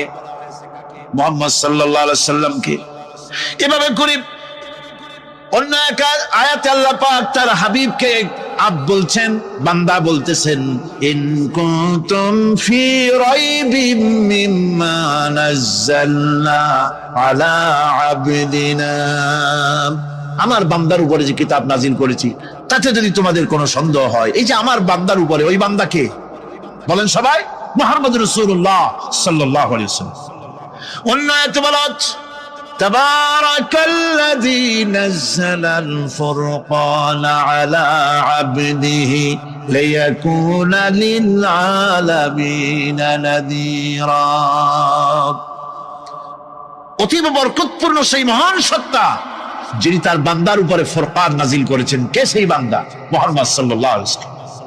মেরাজের ঘটনা বলতে গিয়ে আল্লাহ রাব্বুল আলামিন বলতেছেন, সুবহানাল্লাযী আসরা বিআবদিহি লাইলাম মিনাল মাসজিদিল হারামি ইলাল মাসজিদিল আকসা। পবিত্র সেই মহান সত্তা যিনি তার বান্দাকে ইসরা করিয়েছেন। কে সেই বান্দা? মুহাম্মদ রাসূলুল্লাহ সাল্লাল্লাহু আলাইহি ওয়াসাল্লাম। সুতরাং আবদিয়াত, ইবাদত, গোলামি, এটা হচ্ছে মানুষের জীবনের সবচেয়ে বড় মর্যাদাকর খেতাব আল্লাহর পক্ষ থেকে আল্লাহর বান্দা হওয়া। গোলামি পরিপূর্ণ রূপে হবে কেবলমাত্র আল্লাহ পাকের। এই গোলামির জন্যই আল্লাহ পাক আমাদেরকে সৃষ্টি করেছেন, অন্য কোনো কাজে আমাদেরকে সৃষ্টি করেন নাই। সেই জন্য আমাদেরকে গোলামি করতে হবে, আনুগত্য করতে হবে কেবলমাত্র কার বলুন তো? এই গোলামি যদি সঠিকভাবে করি, যদি বান্দারা যারা আল্লাহ পাকের বান্দা বলে, গোলাম বলে নিজেদেরকে দাবি করে, যদি সঠিকভাবে ইবাদতটা করা যায়, তাহলে আল্লাহ তাদের জন্য কি ওয়াদা করেছেন শুনুন। দুনিয়ায় তাদেরকে আল্লাহ পুরস্কার দেবেন, আখিরাতেও দেবেন। এটা বন্ধ করেন। দুনিয়া এবং আখিরাতে আল্লাহ পুরস্কার দেবেন।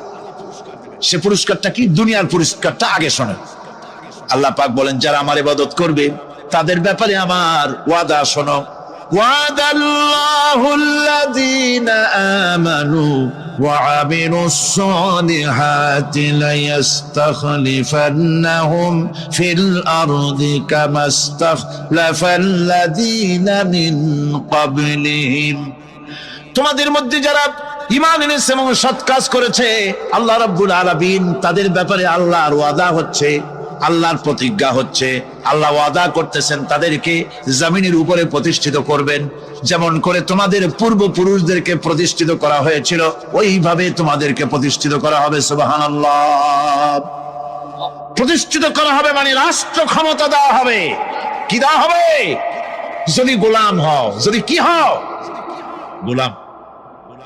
আল্লাহ পাক বলছেন শুধু তাই নয়, আমি আমার দিনকে যারা প্রতিষ্ঠা করবে, আমার গোলামেরা যদি, আমার বান্দারা সঠিকভাবে যদি আমার গোলামি করে, ঈমান আনে, আমলে সালেহ করে, নেক কাজ করে, আমি তাদেরকে রাষ্ট্র প্রতিষ্ঠার সুযোগ করে দেব।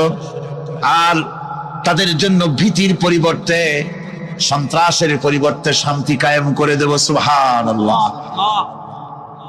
وَلَيُمَكِّنَنَّ لَهُمْ دِينَهُمُ الَّذِي ارْتَضَىٰ لَهُمْ وَلَيُبَدِّلَنَّهُمْ مِنْ خَوْفِهِمْ أَمْنًا। তাদের দিনকে তারা নিজেদের জন্য যা পছন্দ করেছে অবশ্যই তিনি তা কায়েম করে দিবেন, এবং সন্ত্রাস আর ভীতির পরিবর্তে আল্লাহ নিরাপত্তা দান করবেন। জোরে বলেন সুবহানাল্লাহ। সন্ত্রাস বন্ধ হবে, চুরি, ডাকাতি, জেনা, ব্যভিচার সব বন্ধ হয়ে যাবে। তোমরা ক্ষমতায় থাকবে, তোমরা ডমিনেটেড হবে না, তোমরা ডমিনেট করবে। গোটা পৃথিবীকে শাসন করবে, শাসিত তোমরা হবে না। আর ভীতির পরিবর্তে নিরাপত্তা তোমরা লাভ করবে। কি করলে? ইয়াবুদুনানি লা ইউশরিকুনা বি শাইআ। সুতরাং তারা যেন আমার ইবাদত করে এবং আমার সঙ্গে যেন কাউকে শরীক না করে। আল্লাহ বলছেন তোমরা যদি আমার সাথে শরীক না করো, ইবাদতের মধ্যে কাউকে যদি শরীক স্থাপন না করো, আর যদি তোমরা আমার ইবাদতটা সলিড ভাবে আমার জন্যই করো, তাহলে রাষ্ট্র ক্ষমতা তোমাদের হাতে আসবে, সন্ত্রাস নির্মূল হবে, শান্তি প্রতিষ্ঠিত হবে। এই হচ্ছে দুনিয়ার পুরস্কার। এটা কিসের পুরস্কার? আর আখিরাতের পুরস্কারের কথা বলা হচ্ছে। وَمَن يُطِعِ اللَّهَ وَرَسُولَهُ وَيَخْشَ اللَّهَ وَيَتَّقِهِ فَأُولَئِكَ هُمُ الْفَائِزُونَ। যে ব্যক্তি আল্লাহ এবং রাসূলের আনুগত্য করেছে, আল্লাহকে ভয় করে চলেছে, তার গজব থেকে বেঁচে রয়েছে, সেই হচ্ছে সফল কাম। সফল কাম মানে কি? কিয়ামতের দিন আল্লাহ পাক তাদেরকে জান্নাত দান করবেন। আল্লাহ পাক তাদেরকে কিয়ামতে কি দিবেন? জান্নাত দিবেন, চিরস্থায়ী শান্তির জায়গা, সেই জান্নাত লাভ করা যাবে। আজ ইবাদতের এই যে গুরুত্বপূর্ণ ইবাদত, এই ইবাদতের ভুল অর্থ সমাজের ভিতরে ছড়িয়ে আছে। সাধারণ মানুষের ভুল করেছে, অসাধারণ মানুষেরাও ইবাদতের ভুল অর্থ করে ভুলের মধ্যে নিমজ্জিত আছে বিরাট সংখ্যক লোকেরা। সাধারণ মুসলমানেরা তারা যে ভুলটা করলো ইবাদতের অর্থ করতে গিয়ে, সেটা হলো এই, সাধারণ লোকেরা মনে করলো কয়েকটা অনুষ্ঠানের নাম হচ্ছে ইবাদত, নামাজ, রোজা, হজ, যাকাত, সাদকা, ফিতরা, এর নাম হলো ইবাদত। অনুষ্ঠান শেষে তারা নিজেদেরকে স্বাধীন মনে করলো। তারা আল্লাহ পাকের প্রত্যেকটি আইনের ধারাকে লঙ্ঘন করলো। বছরে একবার রোজা রেখে, বছরে 1 মাস রোজা রেখে মনে করলো ইবাদত শেষ।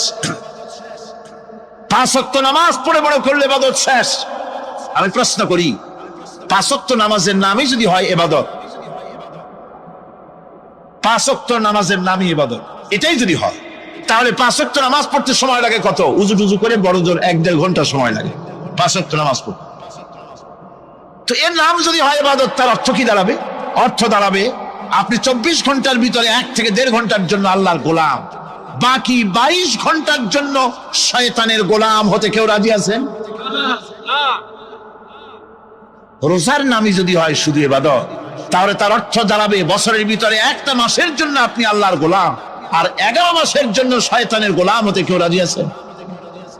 তাহলে বিষয়টা কি? বিষয়টা হচ্ছে নামাজ, রোজা, হজ, যাকাতি শুধুমাত্র ইবাদত নয়, আনুষ্ঠানিক ইবাদত তো বটেই, কম্পালসারি ইবাদত তো বটেই, কিন্তু শুধুমাত্র নামাজ, রোজা, হজ, যাকাত ইবাদত শুধুমাত্র নয়, এগুলি হচ্ছে ইবাদতের পার্ট, ইবাদতের অংশ। বরং জীবনের সব ক্ষেত্রে আল্লাহর হুকুমকে মানার নামই হচ্ছে, ভাই আমার, একদিকে নামাজ রোজা করছি, অন্যদিকে আল্লাহর আইনের প্রতিটি ধারাকে লঙ্ঘন করে চলছে, মিথ্যা ওয়াদা করে, মিথ্যা কথা বলে, সুদ খায়, ঘুষ খায়, জিনা করে, এরপরে অন্যের হক নষ্ট করে, প্রতিবেশীর হক নষ্ট করে, হারাম মাল খায়, হকদারের হক নষ্ট করে, প্রতিবেশীর হক নষ্ট করে, জিন্দা মুর্দা মানুষকে নিজের জন্য শক্তিধর বলে মনে করে, এক টুকরা রুটির জন্য অথবা এক ফোঁটা, এক ঘটি পানির জন্য কাফেরের কাছে হাত পেতে দাঁড়ায় থাকে। এই যদি অবস্থা হয়, এটাই যদি হয় ঈমান, আর এটার নামে যদি ইবাদত হয়, তাহলে এই পৃথিবীর মুসলমানের আজ লাঞ্ছিত কেন? আল্লাহর ওয়াদা কি মিথ্যা? নাউযুবিল্লাহি মিন যালিক। আমাদের ইবাদত যদি ঠিক হয়, যদি সত্যিকারের ইবাদত যদি আমরা করে থাকি, তাহলে ক্ষমতায় ইমানদারেরা নাই কেন? বিশ্বজুড়ে মুসলমানেরা লাঞ্ছিত কেন? তাহলে বুঝতে হবে ইবাদতের মধ্যে বিরাট গরমিল করে ফেলেছি, ঠিক কিনা? লক্ষ্য করুন, সেই লোকটা হজ করতেছে, উমরা করতেছে, নামাজ পড়তেছে, মসজিদ মাদ্রাসায় চাঁদা দিতেছে, ওই লোকটি আবার ব্যাংকের থেকে সুদের টাকা নিয়ে ব্যবসা চালাইতেছে। ব্যবসা ঠিক রাখার জন্য, ইনকাম ট্যাক্স ফাঁকি দেওয়ার জন্য ব্যবসায়ীরা 2 ধরনের 3 ধরনের খাতা মেনটেন করছে। কথা ঠিক কিনা? মিথ্যা কথা বলছে, ঘুষ দিতেছে, বেশি করে বিদ্যুতের বিল যাতে না আসে সেজন্য যারা বিদ্যুৎ লাইনে আছে তাদেরকে পয়সা দিয়ে ম্যানেজ করতেছে, ঠিক কিনা? আমি পার্লামেন্টে বলেছি বিদ্যুৎ বাইরের থেকে আনতে হবে না, ঘুরে ঘুরে আবার বিদ্যুতের কথা আসে। বিদ্যুৎ আনা লাগবে না, কারণ আমার দেশের চাহিদা হচ্ছে 2500 মেগাওয়াট, সেখানে 1800 মেগাওয়াট আমাদের আছে। আরেকদিকে 4টা বিদ্যুৎ প্রকল্প বন্ধ হয়ে আছে। ওই 4টি বন্ধ হওয়া প্রকল্প যদি চালু করা যায়, তাহলে 2900 মেগাওয়াট বিদ্যুৎ উৎপাদিত হতে পারে বলে বিশেষজ্ঞরা বলেছেন। তাহলে আমাদের উদ্বৃত্ত 400 মেগাওয়াট থেকে যাবে। এইটাকে বাইরের থেকে আনার কোনো দরকার নাই। বিদ্যুতের অপচয় বন্ধ করুন, বিদ্যুতের চুরি বন্ধ করেন। মিল কল কারখানা যাদের আছে, লক্ষ লক্ষ টাকা বিদ্যুৎ বিল হয়, কিন্তু লাইনম্যানদের সঙ্গে ম্যানেজ করে গভর্নমেন্টে ফাঁকি দেওয়া হচ্ছে, ঠিক কিরকম? তোমার নামাজের দাম কি? তোমার হজের 4 পয়সা দাম নাই। তুমি রাষ্ট্রকে ফাঁকি দিয়েছ, তুমি জনগণকে ফাঁকি দিয়েছ, তুমি দেশের শত্রু। টেলিফোনে বিল 1000 হাজার টাকা, লাখ টাকার বেশি বিল হয়, লাইনম্যানের সঙ্গে ম্যানেজ করে 500, 700, 2000 টাকা দিয়ে সারিয়ে দেয়, ঠিক কিনা? এরা জাতির শত্রু, দেশের শত্রু। এদেরকে ফায়ারিং স্কোয়াডে নিয়ে ক্রাশ ফায়ার করে উড়ায় দেওয়া উচিত। এরা দেশের দুশ্মন। আজ সিস্টেম লসের নাম দিয়া বিদ্যুৎ চুরির আরেক ব্যবস্থা করা হয়েছে। সিস্টেম লস করে ওনারা নিজেরা, আর এর ভোগান্তি জনগণকে করতে হয়। কসাইয়ের মতো ছুরি দিয়া জবাও করে জনগণের কাছ থেকে সিস্টেম লসের চার্জ আদায় করা হয়। আমি পার্লামেন্টে বলেছি, মাননীয় স্পিকার, সিস্টেম লস এই নামটা উঠায় দেন, এই কথা বন্ধ করে দিন। বিদ্যুৎ ধার করা লাগবে না, আল্লাহ আমাদের দেশে যথেষ্ট দিছে, কোনো জিনিসের অভাব নাই। এখানে গ্যাস আছে, তেল আছে, বিদ্যুৎ আছে, পাট আছে, চা আছে, নাই কি? অন্তত 8.5 কোটি টাকার কাগজ গুদামের মধ্যে বন্দী হয়ে আছে। ভারতকে ক্ষতি করার জন্য সে দেশ থেকে কাগজ এনে খবরের কাগজ ছাপানো হচ্ছে, আর 8.5 কোটি টাকার কাগজ নষ্ট হয়ে যাচ্ছে আমার দেশের কাগজ। সুতরাং বলতেছিলাম একথাই বলতেছিলাম যে ঈমান, আল্লাহর গোলাম হতে হলে ভুল করে বসেছি ইবাদতের অর্থ করতে। শুধু নামাজ, রোজা, হজ, যাকাত, মাজারে কিছু চাঁদা দেওয়া, আগরবাতি, মোমবাতি, চাদর একটা দিয়া পীর সাহেবের 10,000 টাকা চান্দা দিয়া মোসে তেল মাই খেয়া দাঁত বাইর করে হাসে। বেহেশতে তো গেছি, আর দেরি কত? বেহেশত তুমি যাবা, এত সহজ? দেশকে ফাঁকি দিছ, দেশকে ফাঁকি দিয়েছ, জনগণকে ফাঁকি দিয়েছ, নিজের মেয়েকে ফাঁকি দিয়েছে। বিবাহের সময় টাকা পয়সা দিয়া বিবাহ টিবাহ করায় দিল। ব্যবসা, ধানি সম্পত্তি, বাড়ির সম্পত্তি সব ছেলেদেরকে দিয়ে দিল, মেয়েটারে ফাঁকি দিয়ে দিল। তাই না? এরকম ফুপুকে ফাঁকি দিল, বোনকে ফাঁকি দিল। এরপরে মোনাজাত করে সবে বরাতে, আল্লাহ আমারে বেহেশত দিও। ফেরেশতারা কয়, মর তুই আগে, বেহেশত তোরে কেমনে দেয় ভালো করে দেখাই দেব। বেটা তুই যাবি বেহেশতে? এত সোজা? ওটা মামু বাড়ির বারান্দা নাকি? এত সহজ নয়। সুতরাং সাধারণ মানুষ মারাত্মক ভুল করেছে এখানে। নামাজ, রোজা, হজ, যাকাত ইবাদত, আর কিছু কি ইবাদত মনে করে নাই? আপনার চাকরি আপনার ইবাদত, চাকরিতে ফাঁকি দেওয়া যাবে না। আপনি সুস্থ মানুষ, মেডিকেল লিভ নিয়ে ওয়াজ মাহফিল অথবা কোনো ইজতেমায় যাওয়া যাবে না, কোনো চেল্লা দিতে যাওয়া যাবে না।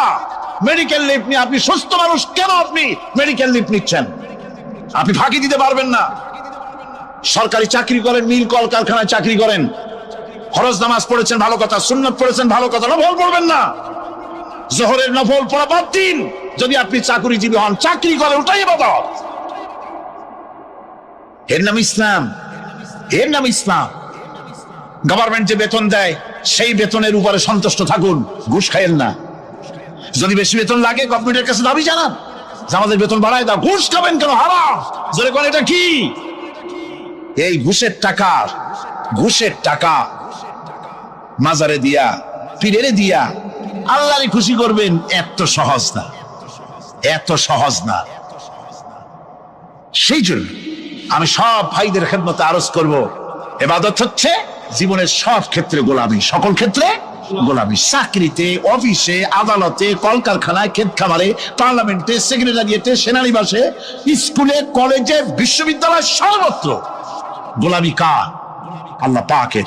রিজকে হালাল করতে হবে, উপার্জনকে হালাল করতে হবে, সত্যিকারের আল্লাহর গোলাম হতে হবে। এক্ষেত্রে ইবাদতের অসাধারণ ব্যক্তি যারা, তারাও এক শ্রেণীর অসাধারণ ব্যক্তিরাও ভুল করে বসছেন। তারা যে ভুলটা করলেন ওটা হচ্ছে তারা তাসবিহ, জায়নামাজ, খানকাহ, হুজরাখানা এর ভেতরে বসে জিকির আজগার করাটাকেই জীবনের জন্য আল্লাহর ইবাদত মনে করে নিলেন। আল্লাহর বান্দারা যখন অনাচার ব্যভিচারে লিপ্ত, আল্লাহর আইনের পরিবর্তে যখন মানুষের তৈরি করা আইন চলছে, চেচনিয়া, বসনিয়া যখন মানুষদেরকে জবাও করা হচ্ছে, বসনিয়ার মুসলমান সন্তানদেরকে যখন জবাও করা হয়, কাশ্মীরের স্বাধীনতাকামী মুসলমানদের অধিকার হরণের জন্য তাদের উপরে যখন বন্য হায়নার মতো, পশুর মতো যখন ভারতীয় শত্রু সৈন্যরা যখন হামলা চালায়, সোমালিয়ার মানুষগুলি যখন না খেয়ে তাদের হাড়, পাঁজরার হাড়গুলি যখন বেরিয়ে যায়, তখনও যদি আপনি খানকার ভেতরে থেকে তসবিহ পড়েন আর তাহাজ্জুদের নামাজ পড়ে কপালে দাগ লাগান, এই অন্যায়ের বিরুদ্ধে যদি সোচ্চার না হন, আপনার এই তসবির কোনো দাম নাই। আপনাকে সোচ্চার হতে হবে, আপনাকে অন্যায়ের বিরুদ্ধে খাড়া হতে হবে। একদিকে তাহাজ্জুদের নামাজ তো পড়বেনই, জিকির তো করবেনই, কোন সন্দেহ নাই। আর একদিকে সিংহের মতো অন্যায়ের বিরুদ্ধে গর্জে উঠতে হবে। তাতে যদি প্রয়োজন হয় মুজাদ্দিদ আল ফেসানির মতো কারারুদ্ধ হল না কেন, সেটাই কিসমত, সেটাই তাকদীর। হক কথা বলতে হবে। এই জন্য আমার বারবার মনে পড়ে আজকের এক শ্রেণীর লোক আমাদের দেশে এক শ্রেণীর লোক বাইরের থেকেও আসে, বিদেশ থেকেও আসে, নামের আগে আওলাদে রসুল লাগান। ফেদায়ে রসুল, মুজাহিদে মিল্লাত, আওলাদে রসুল। আজীব, তুমি আওলাদে রসুল? আওলাদে রসুল যদি হবে তাহলে তুমি যে দেশের মানুষ, সেই দেশে মুসলমানদের যখন জবাও করা হয়, পার্লামেন্টে কথা বলে বেরিয়ে আসো না কেন? তোমার জেল হয় না কেন? কংগ্রেসের সেন্ট্রাল বডির সদস্য হয়ে আওলাদে রসুল লাগাইয়া বাংলাদেশের রাজনীতিতে নাক গলাতে দেওয়া হবে না। এরা কংগ্রেসের পা চাটা গোলাম, এদেরকে চিনতে হবে যারা আমার দেশে এসে মুসলমানদের মধ্যে বিভেদ সৃষ্টি করতে চায়। আমার মুসলমান ভাইয়েরা, সুতরাং আজকে আমাদেরকে বুঝতে হবে, নামের আগের 14 হাত লম্বা বিশেষণ থেকে ভুললে চলবে না। কথা মনে থাকবে, এরা কংগ্রেসের গোলাম। বাবরি মসজিদ যখন ভেঙে ফেলা হলো, তখন তো কোন আওলাদের রাসূলের নাম তো শুনি নেই। তখন তো নামটা শুনছি ওই বুখারী বেটার, বাপের বেটা ইমাম বুখারী। তিনি বলেছেন, আমি ভারতের দিল্লির জুমা মসজিদের ইমাম শুধু নই, আমি ভারতের 18 কোটি মুসলমানের ইমাম। বাবরি মসজিদকে গড়ে দিতে হবে। কোরআন শরীফের বিরুদ্ধে যখন কলকাতা হাইকোর্টে কেস করা হয়েছিল কোরআনকে ব্যান করার জন্য, সেদিন তো কোনো আওলাদ রাসূলের নাম শুনি নাই।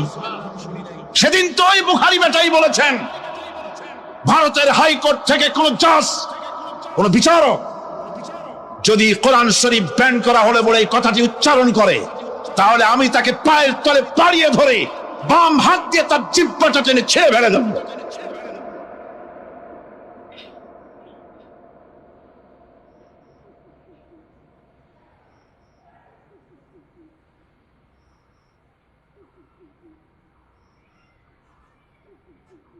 বন্ধুগণ, সুতরাং আমাদেরকে বুঝতে হবে, বসুন, বেয়াদবি করবেন না, বসেন। আমাদেরকে বুঝতে হবে, খানকায় শুধু জিকির আজগার করলেই চলবে না। হযরতে শাহজালাল রহমতুল্লাহ আলাইহি এক হাতে ছিল তরবারি, আর এক হাতে ছিল কোরআন। লড়াই করেছেন হযরতে শাহ মখদুম, হযরতে খান জাহান আলী, হযরতে খাজা মুঈনুদ্দিন চিশতি আজমেরি রহমতুল্লাহ আলাইহি, হযরতে মুজাদ্দিদ আল ভিসানি রহমতুল্লাহ আলাইহি। মুরিদের বাড়ি জম্মের খাওয়া খাইয়া পেটটা কুমিরের মতো বড় করে নাই। জেল খেটেছে হক কথা বলতে গিয়ে। বাপের বেটা হও, নিজের দেশে কথা কও।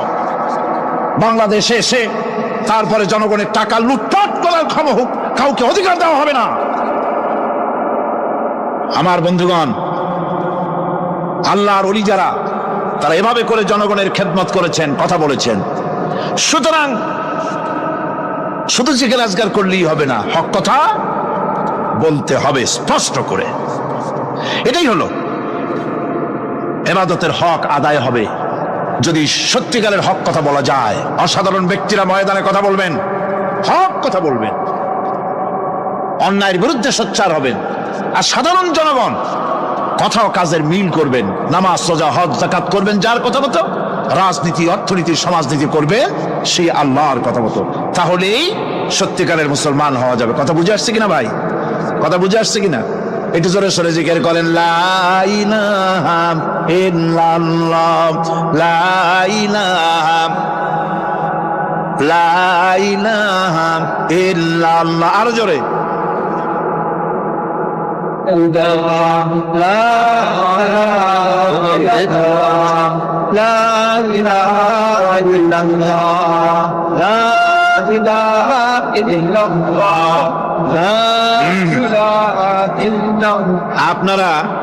আপনারা যদি মাথা উঠাইয়া দেখতে থাকেন তো কি দেখবেন? মানুষের মাথা আর টুপি ছাড়া তো কিছুই দেখা যাবে না।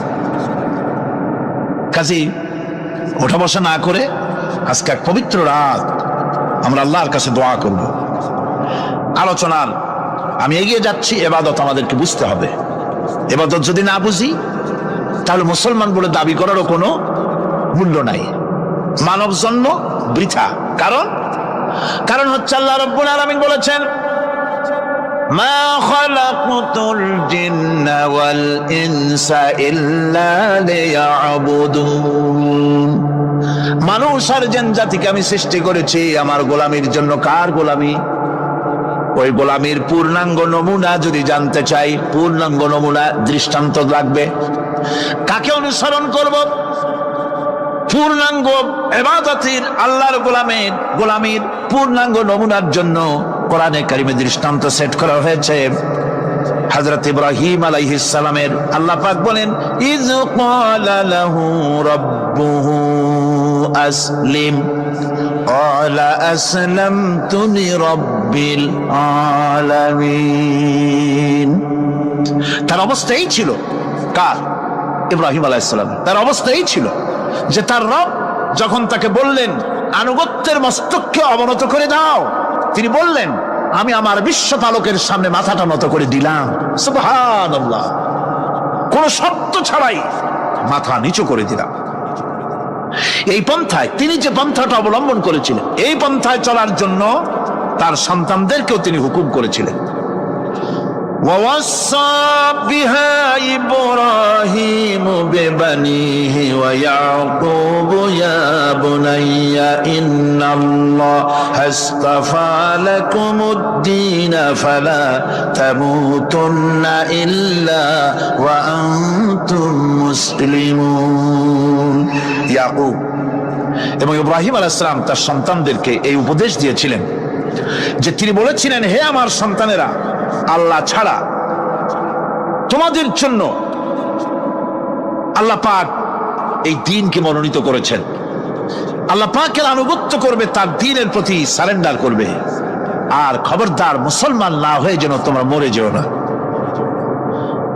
মৃত্যু মুসলমান অবস্থায় থাকবে অর্থাৎ মৃত্যু পর্যন্ত থাকবে কি অবস্থায় মুসলমান অবস্থায় أم كنتم شهداء إذ حضر يعقوب الموت إذ قال لبنيه ما تعبدون من بعدي ইয়াকুব আলাইহিস সালাম তার মৃত্যুর সময় জিজ্ঞেস করেছিলেন ও আমার সন্তানেরা আমার মৃত্যুর পরে তোমরা কার ইবাদত করবে তার কার গোলামি করবে তারা জবাব দিলেন قالوا نعبد إلهك وإله آبائك إبراهيم وإسماعيل وإسحاق إلها واحدا ونحن له মুসলিমুন নিঃসন্দেহে আমরা ইবাদত করব গোলামি করব আপনার রবের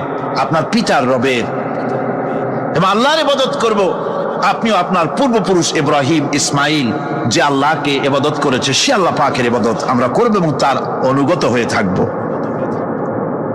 দাসত্ব এবং পূর্ণাঙ্গ দাসত্বের গোলামির পূর্ণাঙ্গ নমুনা হচ্ছেন হযরত ইব্রাহিম আলাইহিস সালাম আল্লাহ গোটা জমিন যখন শিরকের অন্ধকারে ডুবে গিয়েছিল তখন হযরত ইব্রাহিম আলাইহিস সালাম তাওহীদের আলো জ্বালিয়ে দিয়েছিলেন এই নিবেদিতদের ইমাম হিসাবে আল্লাহ পাক তাকে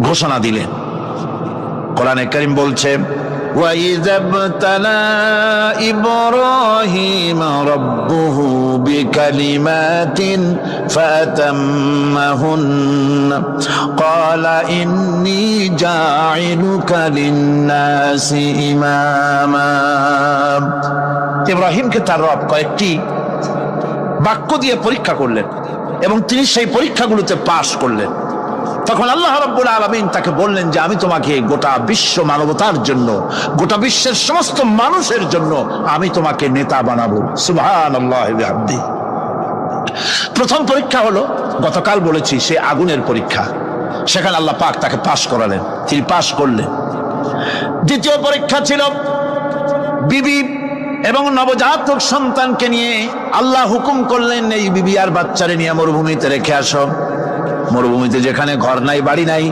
সেই জায়গায় বিবি এবং বাচ্চাকে রেখে যাওয়ার সময় তিনি বললেন রব্বানা ইন্নী আসকানতু মিন যুররিয়াতি বিওয়াদিন গায়রি যী যারইন ইনদা বাইতিকাল মুহাররাম হে আল্লাহ রাব্বুল আলামিন আমি পানি এবং তরুলতাবিহীন এক মরুভূমির ভিতরে আমার বংশের একটি অংশকে এখানে রেখে গেলাম তোমার ঘরের কাছে পুনর্বাসিত আমি তাদের কাছে এই ঘরের কাছে সম্মানিত ঘরের কাছে রেখে গেলাম পরীক্ষায় তিনি পাশ করলেন হযরতে হাজরা প্রশ্ন করলেন ইব্রাহিম পানি নাই খাবার নাই মানুষ নাই ঘর নাই বাড়ি নাই মরুভূমির ভিতরে আমাকে আর আমার বাচ্চারে ফেলে রেখে যাচ্ছ কেন কোনো জবাব নাই দুইবার তিনবার প্রশ্ন করলেন এরপরে তিনি আবার প্রশ্ন করলেন বললেন ইব্রাহিম এটা কি আল্লাহর হুকুম নাকি হযরত ইব্রাহিম আলাইহিস সালাম নিজের কলিজার টুকরা সন্তান আর বিবিকে রেখে যেতেছেন ভারাক্রান্ত মন নিয়ে। তিনি আকাশের দিকে আঙ্গুল উঁচু করে দেখালেন। হযরত হাজরা বুঝলেন ইনি তো আল্লাহর পয়গম্বর, আমার কোন অপরাধে এভাবে ফেলে যাওয়ার কথা নয়। তিনি বুঝলেন এটা আল্লাহর হুকুম। হযরতে হাজরা বললেন, ইব্রাহিম রে, নিশ্চিন্ত মনে বাড়ি ফিরে যাও, আমার মনে কোনো চিন্তা নাই, কোনো পেরেশানি আর এখন নাই। আল্লাহর হুকুমে যদি আমাকে মরুভূমির ভিতরে ফেলে যেয়ে থাকো, তাহলে আমি ওই আল্লাহর প্রতি এতটা ভরসা রাখি যে এই মরুভূমির ভিতরে জল পানি শূন্য, খাদ্য শূন্য জায়গায় আমি আমার বাচ্চাকে আল্লাহ রব্বুল আলামিন না খাওয়াইয়া মারবেন না। দ্বিতীয় পরীক্ষায় পাশ করি। 3 নম্বরে পরীক্ষা হলো সন্তান বড় হয়ে গেছে, বুদ্ধি হয়েছে, দৌড়াতে পারে। আল্লাহ রাব্বুল আলামিন হুকুম করলেন ছেলেকে জবাহ করো। কত বড় আগুনের পরীক্ষা! কোরআন শরীফ বলছে হযরত ইব্রাহিম আলাইহিস সালাম নিজের ছেলেকে ডেকে নিয়ে বললেন, ইয়া বুনাইয়া ইন্নী আরা ফিল মানামি আন্নী আযবাহুক ফানজুর মাযা তারা। হে আমার কলিজার টুকরা সন্তান, আমি স্বপ্নে দেখেছি যেন আমি তোমাকে জবাহ করতেছি, তোমার রায় কি, তোমার মত কি আমারে শোনাও। ছেলে পয়গম্বর, ছেলে তার জবাবে বললেন, ইয়া আবাতি ফাআল মা তু'মার সাতাজিদুনি ইনশাআল্লাহু মিনাস সাবিরিন। হে আমার আব্বাজান, আপনি যে ব্যাপারে স্বপ্নের ভিতরে আদিষ্ট হয়েছেন আপনি তা কার্যকরী করুন। আমাকে এতটুকু অধৈর্যের মধ্যে পাবেন না, আমাকে ধৈর্যশীলদের মধ্যে পাবেন। আমারে আপনি আল্লাহর হুকুম পালন করেন। আল্লাহ পাক শোনাচ্ছেন, ফালাম্মা আসলামা ওয়া তাল্লাহু লিল জাবিন। পিতা পুত্র দুজনই রাজি হয়ে গেল। পিতা তার ছেলেকে কাঁধ করে গলার উপরে ছুরি ধরেছেন। আল্লাহ রাব্বুল আলামিন ইসমাইল জবাহ হোক এটা আল্লাহ চান নাই, আল্লাহ চেয়েছেন পরীক্ষা করতে। পরীক্ষায় ইব্রাহিম পাশ হয়ে গেলেন।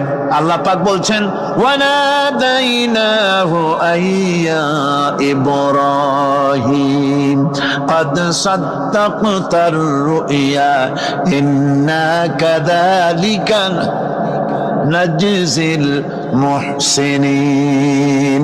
আমি ইব্রাহিমকে ডেকে বললাম, ইব্রাহিম তুমি তোমার স্বপ্নকে বাস্তবে রূপ দিয়েছো, আর এভাবেই করি আমি মুহসিনদেরকে পুরস্কৃত করে থাকি। আল্লাহ পাক খুশি হলেন। আল্লাহ পাক বললেন, ইন্না হাযা লাবালাউল মুবিন। নিঃসন্দেহে এটি একটি বিরাট পরীক্ষা ছিল। ঠিক কি না? আল্লাহ নিজে বলছেন এটা একটি বিরাট পরীক্ষা, আযীম ইমতিহান। সে ইমতিহানে তিনি পাশ করলেন। পরীক্ষায় উত্তীর্ণ হওয়ার জন্য রব্বুল আলামিন পুরস্কার দিয়া দিলেন। আল্লাহ পাক বললেন, সালামুন আলা ইব্রাহিম। পড়েন সবাই, সালামুন আলা ইব্রাহিম। ইব্রাহিমের প্রতি আল্লাহ পাক বললেন, ইব্রাহিমের প্রতি সালাম রইল। সুবহানাল্লাহি ওয়া বিহামদিহি। ইবাদত এর আনুগত্যের এই উৎকৃষ্ট দৃষ্টান্ত স্থাপনের পর আল্লাহ পাক তার গোটা বিশ্বের মুসলমানদেরকে কিয়ামত পর্যন্ত ইব্রাহিম আলাইহিস সালামকে জাতির পিতা বানায়া দিলেন। সুবহানাল্লাহ। কইতে ইচ্ছা করে না? এরকমের পরীক্ষা কোন পিতারা দিতে পারছে নাকি? গোটা বিশ্বের সমস্ত মানব মণ্ডলীর জন্য আল্লাহ পাক ইব্রাহিম আলাইহিস সালামকে কিয়ামত পর্যন্ত জাতির পিতা হিসাবে ঘোষণা করেছেন। সুবহানাল্লাহ। মিল্লাতা বিকুম ইব্রাহিম ওয়া সাম্মাকুমুল মুসলিমিন। তোমরা তোমাদের পিতা ইব্রাহিমের মিল্লাতের উপর প্রতিষ্ঠিত হও। আল্লাহ পাক বলছেন, তোমাদের পিতা ইব্রাহিমের মিল্লাতের উপর প্রতিষ্ঠিত হও, আর আল্লাহ তোমাদের নাম রেখেছে মুসলমান। তোমরা হচ্ছে মুসলমান। আমাদের পরিচয়, ওই যে পরিচয়ের কথা আগে হয়ে গেছে, আমাদের পরিচয় আমরা মুসলমান। আমাদের পরিচয় কি? মুসলমান। এটা প্রথম পরিচয়। ইবাদতের পূর্ণাঙ্গ মাপকাঠি হিসেবে আল্লাহ পাক হযরত ইব্রাহিম আলাইহিস সালামকে দুনিয়াবাসীর সামনে পেশ করেছেন। কোরআন বলছে, ইহুদি এবং খ্রিস্টানেরা মুসলমানদেরকে বিভ্রান্ত করতে চায়। তারা বলে, ওয়াকালু কুনু هدى أو نصارى تهتدوا قل بل ملة إبراهيم حنيفا وما كان من المشركين ইহুদিরা বলে ইহুদি হও তবেই তোমরা সঠিক পথ পাবা, খ্রিস্টানের বলে খ্রিস্টান হও তবেই তোমরা সঠিক পথ প্রাপ্ত হবে। আল্লাহ পাক বলছেন এদের সকলকে বলে দাও বরং তোমরা সব পরিত্যাগ করে মিল্লাতে ইব্রাহিমের ভিতরে শামিল হয়ে যাও। এটাই মুক্তির পথ, এটাই নাজাতের পথ, এটাই আল্লাহর পথ। সুবহানাল্লাহি ওয়া বিহামদি। এমনকি রাসূল কারীম সাল্লাল্লাহু আলাইহি ওয়াসাল্লামকে আল্লাহ পাক বলেছেন আনিত্তাবি মিল্লাতা ইব্রাহিম হানিফা, চারদিক থেকে মুখ ফিরিয়ে এনে মিল্লাতে ইব্রাহিমের ভিতরে শামিল হয়ে যাও, তারই অনুসরণ করো। রাসূল কারীম সাল্লাল্লাহু আলাইহি ওয়াসাল্লাম ইবাদত বা আনুগত্যের সর্বোৎকৃষ্ট নমুনা হওয়ার কারণে ইব্রাহিম আলাইহিস সালাম সম্পর্কে হুজুর বলেছেন ইন্না ইব্রাহিমা খায়রুল বারিয়া, রাওয়াহু মুসলিম। রাসূল সাল্লাল্লাহু আলাইহি ওয়াসাল্লাম বলেছেন ইব্রাহিম হচ্ছেন জগতের সর্বোত্তম ব্যক্তি। সুবহানাল্লাহ। সুতরাং আমাদেরকে ইবাদতের নমুনা হিসেবে ইব্রাহিম আলাইহিস সালামকেও মানদণ্ড হিসেবে দেখতে হবে যে কিভাবে তিনি সারেন্ডার করেছিলেন আল্লাহ পাকের দরবারে। এখন আমি আপনাদের সামনে বলতে চাই, মানুষের জীবনে সবচাইতে বড় দুটি চাহিদা আছে, একটা হচ্ছে খাদ্য আর একটা হচ্ছে নিরাপত্তা। একটা খাদ্য আর একটা কি নিরাপত্তা। পেট ভরে খাইতে চাই আর চোর ডাকাতের উপদ্রব থেকে নিরাপত্তা পেতে চায়। আইন শৃঙ্খলা পরিস্থিতির উপরে যখন পার্লামেন্টে আলোচনা হচ্ছিল আমি তখন বলেছি মাননীয় স্পিকার, আমার দেশের সাধারণ ভোটারদের বড় কোনো আশা আকাঙ্ক্ষা নাই। তারা কোনোদিন বলে না যে আমাদের গুলশানে বাড়ি দিতে হবে, সকলে আমাদেরকে মঙ্গল গ্রহে অফিস বানায় দিতে হবে, পাঁচেরও গাড়ি দিতে হবে, এগুলি তারা দাবি করে না। যারা ভোট দেয়, কষ্ট করে, মিছিল করে, এই সাধারণ জনগণের দাবি হচ্ছে মিনিমাম দাবি, খুবই কম। তাদের দাবি হলো মোটা সুতার কাপড় চাই ইজ্জত ঢাকার জন্য, পেট ভরে খেতে চাই, পোলাও কোরমা বিরিয়ানির দরকার নাই, আর আশ্রয়ের জন্য ছোট্ট একটু ঘর চাই, চোর ডাকাতের উপদ্রব থেকে নিরাপত্তা চাই। কথা ঠিক কিনা? আমি বললাম স্পিকার সাহেব, আজ পর্যন্ত যতগুলি গভর্নমেন্ট এসেছে বাংলাদেশে, প্রত্যেকটি গভর্নমেন্ট আমার দেশের জনগণের এই ন্যূনতম দাবি, এই আশা পূরণ করতে ব্যর্থতার পরিচয় দিয়েছে। কেউ পারে নাই। যারাই গেছে তারাই তাদের নিজেদের আখের গোছাবার চেষ্টা করেছেন। সব নিজেকে নিয়ে ব্যস্ত, নিজের লোকদের নিয়ে ব্যস্ত, জনগণ নিয়ে চিন্তা নাই। সুতরাং মানুষের চাহিদা হচ্ছে খাদ্য আর নিরাপত্তা। আমরা কি খাদ্য আর নিরাপত্তা সত্যি কি চাই? চাই। খাদ্য যদি চাই ক্ষুধার সময়, নিরাপত্তা যদি চাই ভীতির সময়, আল্লাহ রাব্বুল আলামিন বলেন কোন গভর্নমেন্ট দিতে পারবে না, দুনিয়ায় কেউ দিতে পারে নাই, পারবেও না। ক্ষুধার সময় যদি খাদ্য চাও, ভীতির সময় যদি নিরাপত্তা লাভ করতে চাও, তাহলে ফালইয়াবুদু রাব্ব হাযাল বাইত, এই ঘরের মালিকের ইবাদত কর। কোন ঘর?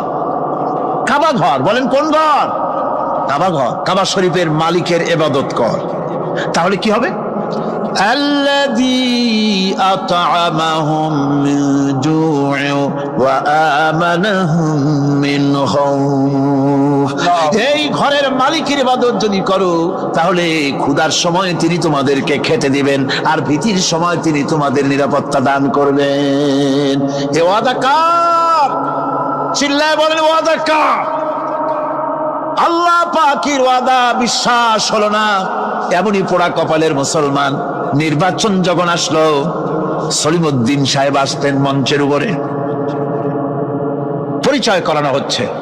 এত আপনারা যার বক্তৃতা শোনার জন্য দ্বিপ্রহরের রৌদ্রে কষ্ট করতেছিলেন, এখন সেই সংগ্রামী জননায়ক, বিপ্লবী সন্তান, তিনি এখন আপনাদের সামনে বক্তব্য রাখবেন। উনি দাঁড়ায় বললেন, ভাইয়ারা আমার, বোনের আমার,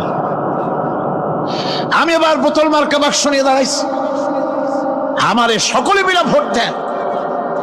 এবার যদি ক্ষমতায় যেতে পারি, না খাইয়া কেউ মরবেন না, কিন্তু কি খাইয়া মরবে তাও কয় না। মানুষেরা এই কথাগুলি বিশ্বাস করলার সমানে ভোট দিল। হায় রে কপাল! আল্লাহ বললেন আমার ইবাদত কর, আমার গোলামি কর জীবনের সব জায়গায়, তাহলে ক্ষুধার সময় খাইতে পারবি আর ভীতির সময় নিরাপত্তা পাবি। আল্লাহর কথাটা বিশ্বাস হইল না। এই নামাজ পড়ার মুসলমানের দাম আছে, কোন দাম আছে? এ রোজা খাওয়ার দাম আছে, এ মুসলমান দাবি করার দাম আছে। আল্লাহ রাব্বুল আলামিন তিনি পরিষ্কার করে বলছেন এই ঘরের মালিকের ইবাদত করো, তিনি ক্ষুধার সময় খেতে দিবেন আর তিনি তোমাদেরকে ভীতির সময় নিরাপত্তা দান করবেন। চাউলের অভাব হবে না, পাটের অভাব হবে না, খাদ্যের অভাব হবে না, কারণ দুটি জিনিস যদি তোমরা করতে পারো খাবারের অভাব হবে না। ওয়ালাউ আন্না আহলাল কুরা আমানু ওয়াত্তাকাউ লাফাতাহনা আলাইহিম বারাকাতিন মিনাস সামাই ওয়াল আরদ। দেশের লোকেরা, জনপদের লোকেরা যদি দুইটা কাজ করে, এক নম্বরে হলো আমার উপরে ঈমান আনবে, দুই নম্বরে হলো আমাকে ভয় করার নীতি অবলম্বন করে যদি চলে, তাহলে ওই দেশের মানুষের জন্য আকাশ আর জমিনের সব বরকতের দরজা আমি আল্লাহ খুলে দেব। আল্লাহর ওয়াদা। আল্লাহ পাকের নিকট মানুষের সবচাইতে বড় দাবি কি? আল্লাহর কাছে মানুষের সবচাইতে বড় দাবি কি করতে পারেন? আল্লাহ পাকের কাছে মানুষের শ্রেষ্ঠ দাবিটা আল্লাহ নিজেই শিখাই দিয়েছেন। আমার কাছে দাবি কর, ইহদিনাস সিরাতাল মুস্তাকিম। আয় আল্লাহ, একটা সোজা, একটা সরল রাস্তা আমারে দাও, একটা সহজ পথ আমারে দাও। এই কথা সূরা ফাতিহা দাবি করার পর আল্লাহ রাব্বুল আলামিন এই অভিনন্দনের জবাবে, 7টা বাক্যের অভিনন্দনের জবাবে আল্লাহ রাব্বুল আলামিন 30 পারা কোরআন শরীফ নাজিল করে দিলেন। সূরা ফাতিহার এই সওয়ালের জবাবে আল্লাহ পাক বললেন ওয়া আনি'বুদুনি হাযা সিরাতুম মুস্তাকিম। সোজা রাস্তা চাও, আমার গোলামি করো, ইবাদত করো। সব জায়গায় ইবাদত, গোলামি করাই লাগবে। আমার কাছে সোজা রাস্তা চাও, সোজা রাস্তা হলো আমার গোলামি করা। কার গোলামি? বেহেশতে যেতে চান? আমি আস্তে গেলাম বলে আপনারও আস্তে জবাব দিলেন।